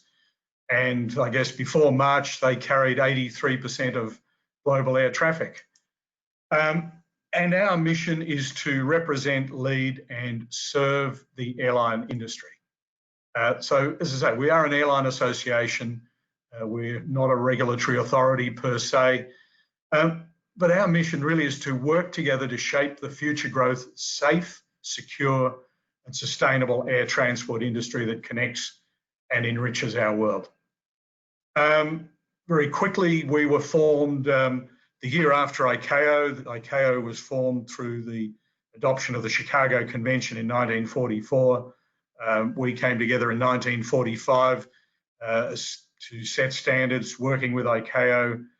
In those days, we were trade conferences or traffic conferences, setting things like price of tickets, which was long gone, and financial settlements.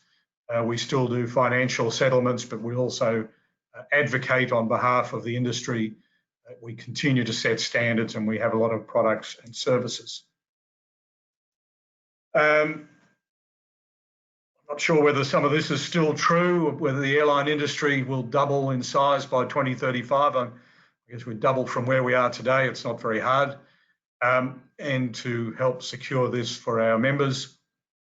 We're looking at what the challenges are, what impediments could get in the way of the growth. How can we ensure the industry grows sustainably? And that's a big focus, particularly on environmental sustainability, and what role do we play in that? Safety and security will remain number one. It has always been number one, and I think it will stay there. Environmental sustainability, I think, is very close behind. Then we're looking at lack of infrastructure, so availability of airports, particularly cargo handling and things like that, government regulatory constraints, imbalanced value chain, digitisation, control of data, airline inefficiencies, customer experience. I mean, the passenger wants to be able to simply move through the airport, get on the aeroplane, get off the other end and move through the airport and get out as quickly as possible. And anybody travelling knows that that is not the typical experience. And then looking at lack of skilled staff, I think that is a challenge in many industries, and obviously aviation is one of those. So we've got a strategy that looks at these things and how we can move things forward. As I say, looking at the core activities, it's really advocacy, facilitate the growth of civil aviation, cut airline costs by creating a better regulatory and business environment for the members, enable airlines and the wider value chain, shippers, freight forwarders, ground handlers, consumers to connect safely, securely, sustainably and efficiently through all parts of the network, so passengers movement and the movement of cargo, and add value to our members and the broader air transport chain by providing services where we have a differentiate and a capability to do so. So very briefly, that's what we aim to do, where we're looking to go and to support the industry. And as I say, we are a member airline association, but obviously we need to work very, very closely with all parts of the supply chain because we can't do it by ourselves, and we need the shippers, the forwarders, the ground handlers to support that in making it efficient. And with that, I will say thank you. So that was very brief. I didn't want to take too much time. I know we're a little bit behind the curve on time. And if... Yeah, that's not a problem, Dave. I do have probably a precursor for your next presentation. Is one Sure. question. And it's from your erstwhile colleague, James Wyatt, who says, Dave, from a publication perspective, what is the projected forecast on buying behaviour from the book to the digital version of the DGR based on COVID-19? Do you see this as a chance to go digital and faster than perhaps previously expected? Well, yeah, that's an interesting question. And you know, the industry going digital is a bit of a challenge. I mean, it's something that we have, we've had the EDGR for Windows for, many, many years. I think I bought a version when I worked for an airline back in the early or the late 1990s. So it's been there, but people still like books. And I think where we look at the shippers, the forwarders, the ground handlers, and the airlines, and if we look at people working inside, particularly cargo terminal, they don't tend to be very technologically advanced. You know, cargo terminals probably don't look much different to what they look like, I don't know, maybe 30, 40 years ago even, where there's not a lot different happening. There's still a lack of IT infrastructure in many of them. I would hope that the whole coronavirus pandemic and some of the demands being put on industry is going to give a bit of a shake-up, and that we will see a greater adoption of digital and people move away from paper. But I think it's also some of the infrastructure that helps support that, because if we look at shippers, there's probably 99.9% of them still offer their dangerous goods using a paper shipper's declaration, which makes the move to digital a bit more difficult. And even if we look at the airway bill, we've been promoting e-airway bill for almost the time I've been with IATA, which is 18 years. I think the industry take-up is still only around 60%. Oh, that's a very interesting observation, and especially as Labeline is your #1 reseller of these products. It's nice to get some guidance from you as well on that area. But people are just dropping lines in on the questions to saying that the manual is more useful and they can flick through the pages to look up information. And I think there's going to be a mixture of both going forward. But we are seeing, as a supplier, a slight, although significant, trend towards more electronic versions being purchased. And obviously, as you move towards your unified platform, I'm sure when that finally comes on board, that would make a big difference too. Yep, I would hope so. I'm just trying to. Yeah. So that was effectively a precursor to your next presentation, which is about the publications themselves and the different formats available. So that was back to you, Dave. Okay, just bear with me a minute. I just need to. That's okay. We can go to a holding thing if you like.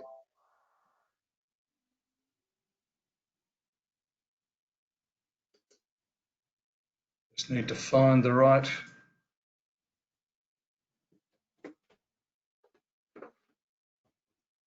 Okay. Of course, with the digital formats, they'll be moving to digitisation of dangerous goods documentation. There's a presentation next week at our roadshow from Herman Tiering of DG Office, who's got an overview on the movement towards digital documentation. That's the right word, towards digitisation anyway. So hopefully some of you watching in now will be attending next week as well. Are you ready, Dave? Okay. Right, so sort of talk a bit about, can you see it now? Oh, hang on. There we go. Spot on. Terrific. Okay. So this is talking about our publications, so looking at standards development, products and services, digital transformation, so picking up James's question, and sales channels and distribution, although I've truncated Nick's slides a little bit to fit in the available time. So if we have a look at it, as I mentioned, IATA has a long-standing reputation as a standard-setting organisation. That is one of the mandates from our members. We have members all across the world. They operate all around the world, and for efficient operations, they want to be able to do things one way. It makes the interoperability between airlines so much easier. It makes training and everything else just work so much better. So we develop standards. We obviously work with the industry to prove the concept, test them, and then support adoption and implementation. So as I say, we develop the standard, prove the concept, and we do this working with our members, both airlines and also our supply chain partners, because it does need to work for the industry to make it work properly. And if we look at the cargo side of the business, which is the area that I sit in with within IATA. We have the Cargo Services Conference, and below that we have a number of boards that work on specific areas of interest. So we have the Dangerous Goods Board. I'm the secretary of that. And then obviously the interaction is with ICAO, IAEA, and the UN. We have the Live Animals and Perishables Board.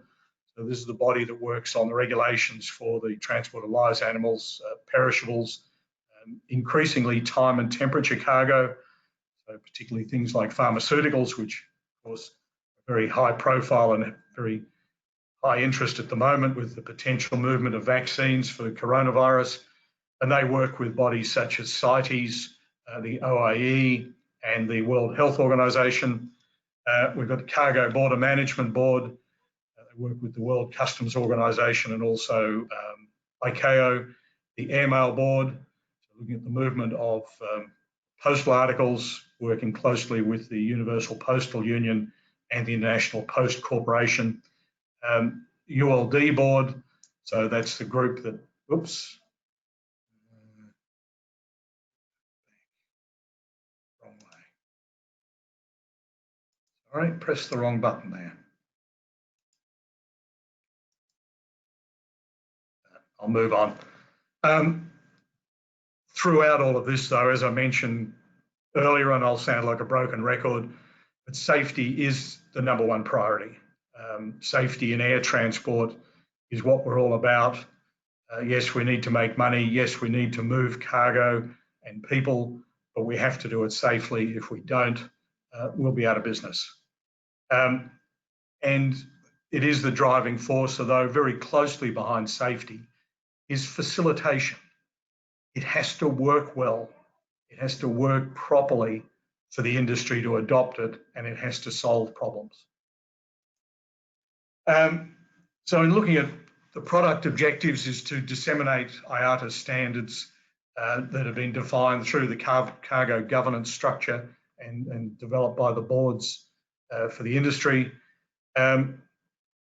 We try to encourage and enable adoption of the products and services, publications, but also training. We have training that we provide, and we work with industry groups to review and accredit training, consulting, so how can we help the industry to solve problems, events and workshops. So here we are, we're on a webinar. It'd be nice to eventually get back into a face-to-face conference or a workshop one day, maybe. We have business intelligence, so helping the industry derive information from the data that can help them make better decisions, and then working with industry partners to drive new initiatives.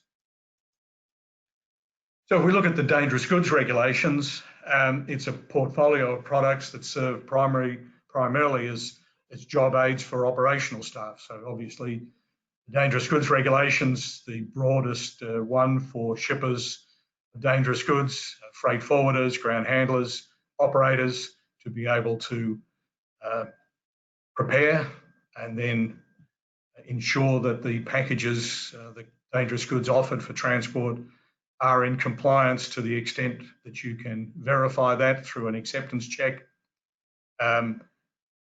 So we have the tools. We also obviously have other products around dangerous goods. We have digital publications, data products, training material, acceptance software, which I'll talk about, and we offer those in multiple language. The DGR is available in English, French, German, Spanish, Russian. We do a Chinese version out of our office in Beijing and a Japanese edition under license with a company in Japan. And we distribute about 100,000 units of the DGR every year. So it obviously is very widely adopted. And that aids compliance. I mean, the fact that people have the regulations in their hand helps them to do the job properly, which of course supports safety. And if we just have a quick look at the portfolio of products, we've got the manuals, little old school there showing CDs. We no longer do CDs for anything. It's all digital download for the eDGR. So we have the DGR available on a Windows version. We also have it as a mobile version for tablets. We've got the compliance kit. We've got combination products. Hazard labels are offered through Labeline. Data products, so we have people that buy the data that's shown in the blue pages, the special provisions and the packing instructions, which they can then embed within their own operational systems. So we've got airlines, for example, buy the e-list, which is the data product that they can validate the information to the pilot and command and make sure that what's there is correct. The UN number, proper shipping name matches, packing group, the quantities within limits, everything is as it should be. We have training books and we have spin-off products. We've got the infectious substances shipping guidelines and we've got the lithium battery shipping guidelines. So these were derivatives of the DGR for specific industry segments where we saw that there are industries or shippers that really only move infectious substances, and it didn't make sense for them to have to buy 1,000 pages when they only needed a few hundred, and the same for lithium batteries. Digital products, so we have, say, most of the IATA manuals are available on digital platforms, so they can be downloadable, installed on the IATA reader if it's Windows, or onto a tablet. We have the mobile version that'll work on tablets or Apple iOS software. I don't know whether this is going to work. It takes. I don't know whether this.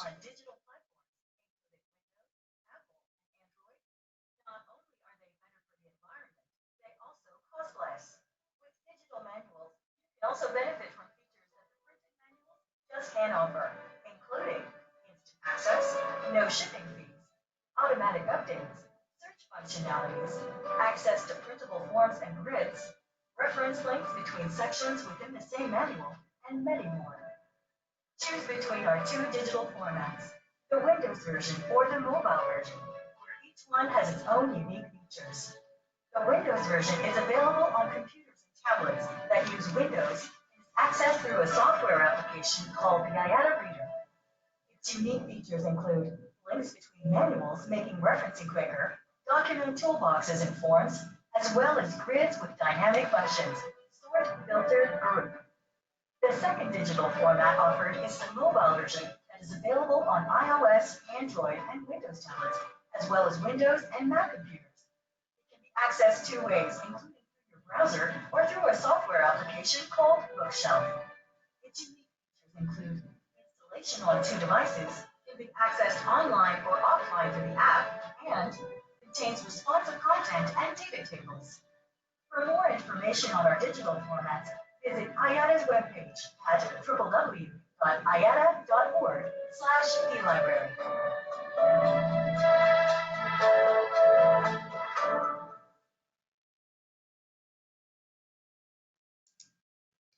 Okay, I hope that all came across okay. Now, we were going to talk about the IATA cross-platform reader. So this is a reader designed from the ground up to be an integrated solution. The environment allows relationships between publication. We've got cross-promotion of publications, viewing capabilities on multiple devices per user. However, because of the COVID-19 or coronavirus pandemic and our budget constraints, IATA's wasn't immune to the impact that you're seeing through the aviation industry, and we've had to put a hold on that project, and we hope to be able to resume it in 2021 because we see this as a way to really, at the moment, you've either got the Windows version or the mobile version, and we want to be able to have something that works across all platforms and also relationships between publications, because if somebody wants information for, say, the live animals regulations or the perishable regulations where there may be references also across to the DGR, then we can have those relationships and people can be able to search across the publications that they have downloaded, and it's then managed in a much more seamless manner. But unfortunately, that's going to have to wait a little while until we've got through the pandemic, and hopefully business and life starts to get back to a little, well, I'm not sure whether they ever go back to normal, but something approaching normal. And now I just want to talk very briefly about DG Auto Check. And this is a product that we worked on for some time. We reached out to airlines, to freight forwarders, and to ground handlers to sort of find out, what were the pain points? What was getting in the way? What was the hardest thing for them in the handling of dangerous goods? And the message that came back loud and clear was the process of the acceptance check for dangerous goods. Air transport is unique. Dangerous goods is unique in air transport, where it is mandated in national regulations that the operator is required to perform an acceptance check. Although in most cases that acceptance check is performed by a ground handler on the airline's behalf. And we also see a lot of freight forwarders do a pre-check. It makes sense, help their customers. They can do a check and identify if there's any problems before they offer the cargo to the ground handler airline, because there are some instances where if the goods are rejected by the ground handler airline, there is a reject fee. And of course, then there's a delay. And if the forwarder can do a pre-check and avoid the delay, then that's good for their customers. So it is an automation of the acceptance check process. It's a web-based product, or web and tablet. The shipper's declaration, the information can either be accepted digitally. So if the shipper is able to send the data as digital information direct, it can be imported into DG Auto Check and validated against the rules in the DGR. If the shipper offers paper, then the paper can be scanned. So if you've got most photocopiers these days have got a scanning capability. It scans the data, scans the image using optical character recognition, turns that information into data that can then be validated against the rules engine for the DGR.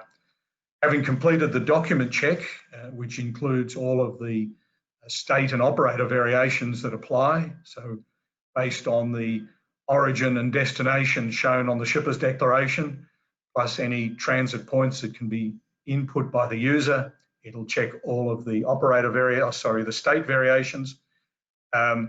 Based on the air waybill 3-digit prefix, it'll check against the operator variations that apply, or indeed if it's going to be transshipped onto another operator, then they can identify that, well, it'll also go on airline X and it'll validate against their variations. Having done the document check, there's a visual display to the agent doing the acceptance check of the marks and labels that should appear on the packages or overpacks, that they can go out into the warehouse with a tablet and look at the image and say, yes, that's there, oops, hang on, that's missing, and they can complete all that. Having completed the check, we're able to then send a report back to the shipper if the consignment was rejected. If it was accepted, the data is now available and it can be used and fed into the cargo system for the generation of the NOTOC, the information of the pilot and command. There's also an ability to put in all of the training records for all of the employees that are responsible for doing dangerous goods acceptance, and it will track their validity. If it gets to within 3 months, there's an amber alert when the person logs in, and if it gets to within, I I think 1 month is a further alert, and if they reach their expiry date, they will no longer be able to perform acceptance checks using the application. So as I say, it facilitates checks at all stages. So the forwarder can do pre-checks, the airline, the ground service provider is required to do the full acceptance check, and it facilitates communication. And as I say, having the data can then be fed to load control for the generation of the information to the pilot command. And if there's a rejected consignment, then the report can be emailed back to the shipper showing all of the items that were incorrect, with the reference to the DGR shown as to what was wrong. So there's some safety benefits. I mean, one of the things that the check is consistent.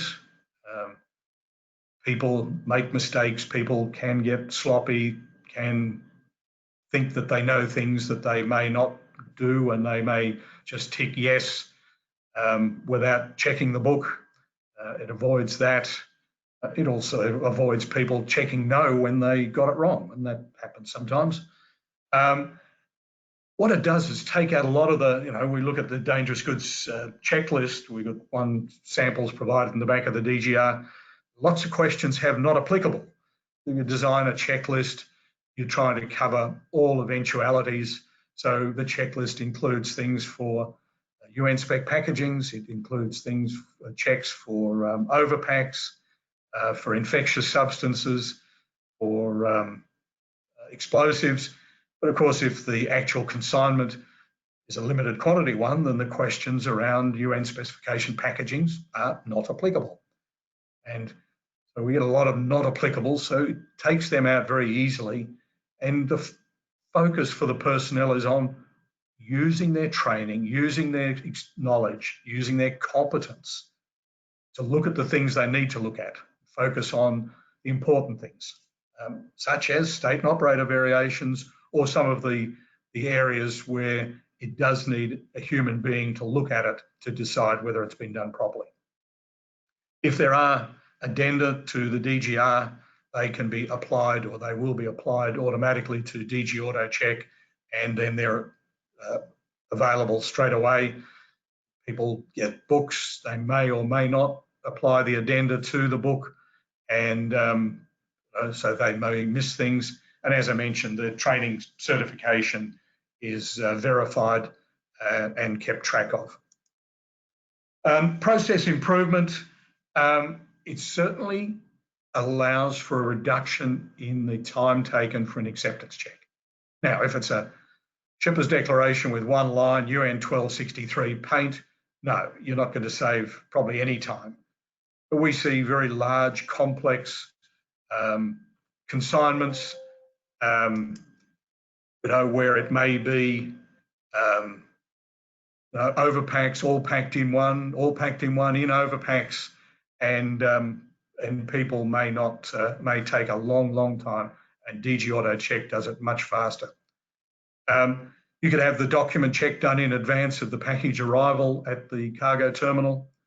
The information is then available to be shared, and you can also do business intelligence, so you can look at, well, how much dangerous goods am I moving, what products am I handling, what origins and destinations, what shippers, are there shippers that keep popping up with rejections? They may need a bit of coaching, maybe that's some consulting opportunity. So there's various areas that that will show up as benefits, either as cost savings or process improvements. And that's all I have at this stage. So I'll say, on behalf of Nicholas Carloni, thank you very much.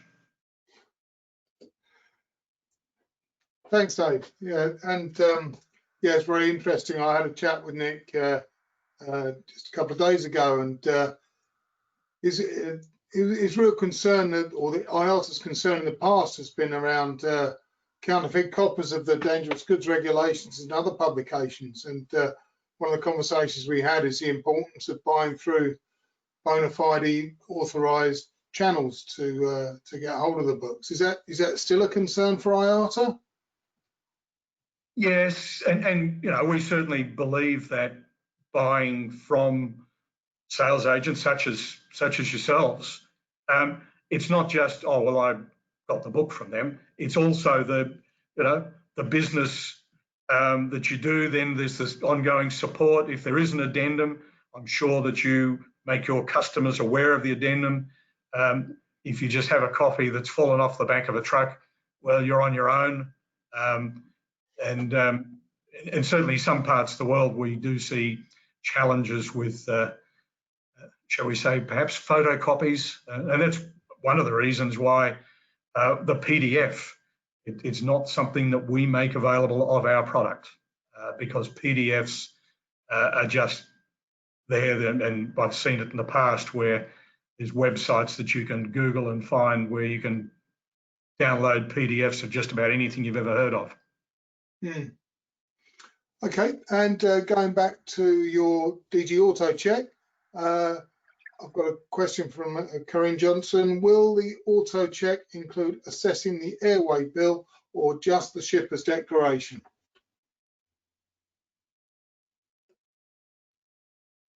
Dave? Hello? Dave, I think I've lost you.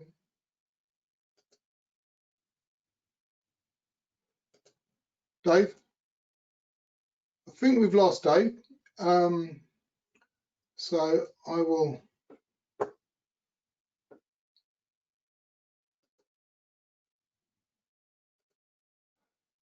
Maybe Dave's battery run out.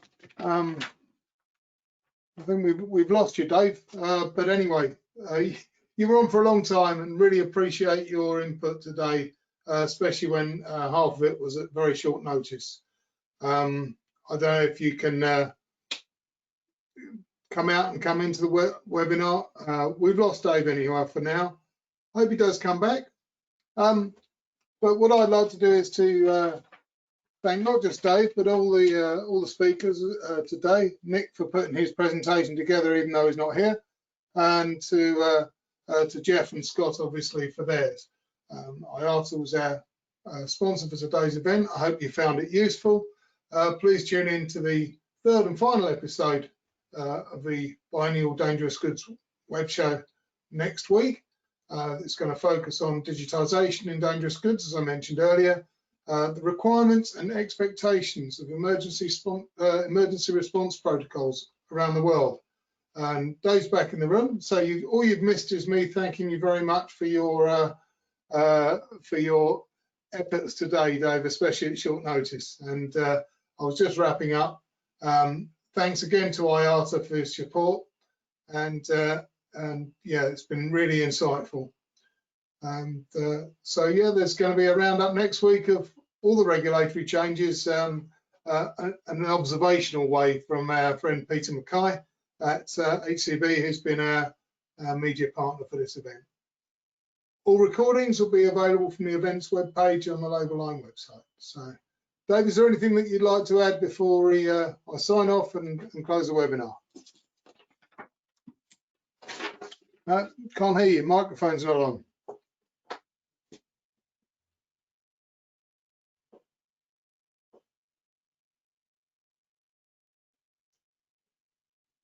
Oh, hold on.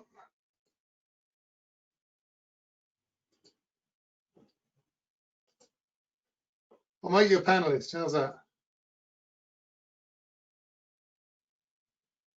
I've made you a panelist. Can you hear me now? Can't hear you.